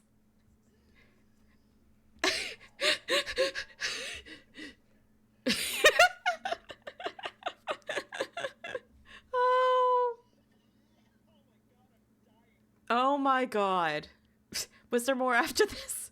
That was it. I just started crying laughing. Oh my Jesus Christ. Oh, get out of here, ads. I don't care about you right now. You really are going to get banned from making ads. Or making merch, dear. You're going to get absolutely banned from making merch. It's a good merch idea for a very certain crowd of people. Oh my god. I'm having a turmoil of emotions right now. On one side, I'm very sad. Another, I'm thinking of a raccoon standee shooting JFK. I'm very confused. He's playing Fortnite. I am in turmoil. Goodness. But it's late. I would keep on going, especially after y'all rated me. I appreciate it. Thank you so much. But it's like 10:30 and I need to sleep because I have work tomorrow because I'm the boring ass person that has a 9 to 5. I love you too. Oh my god. I promise next stream I won't willingly throw us into sadness. Means more people to raid with, yeah. I see Flip Flop is streaming Monster Hunter Wilds right now. Let's go say hi to Flip Flop. I will be fine. Even though I was crying like a bitch at the very end, you guys, I promise I'm fine. The very first time I saw this, I was not fine for a while. That wrecked me for a week when that first myth came out. My god. But I'm okay now. It's fine. Alrighty. Let's go get that raid message going. Thank you guys so much for hanging out with me. I don't know when I will be back. Possibly it would have to be sometime next week because I am working on Saturday and I already promised that I would not do anything work related on Sunday. I am going to take myself out to get some fresh air and touch grass.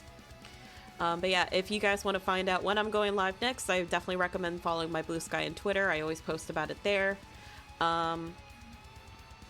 Otherwise, I do post it in promotions in the Dollhouse Discord, which I know a lot of people are in. But otherwise, I will probably see you at some point next week. Doing what? I don't know yet. We'll figure that out when it gets there. So you're playing Monhan with me after you touch grass? Maybe. Maybe. I feel like I'm gonna have to uninstall Rise to check out the benchmark for Wilds. But we'll do something. But yeah, I'm down with playing some Monhan. I need to get carried because I am small baby. But anyway, enough stalling. I appreciate you guys so much. Let's go raid Flip Flop. Why is this screen not going? Is he live? Oh, it's because ad. Okay. Alright. So we are gonna flip, flop, 6, 6. There we go. Sorry, Mochi. Alright, thank you guys so much for hanging out with me. We will see y'all next time. Have a good rest of your night. Bye-bye!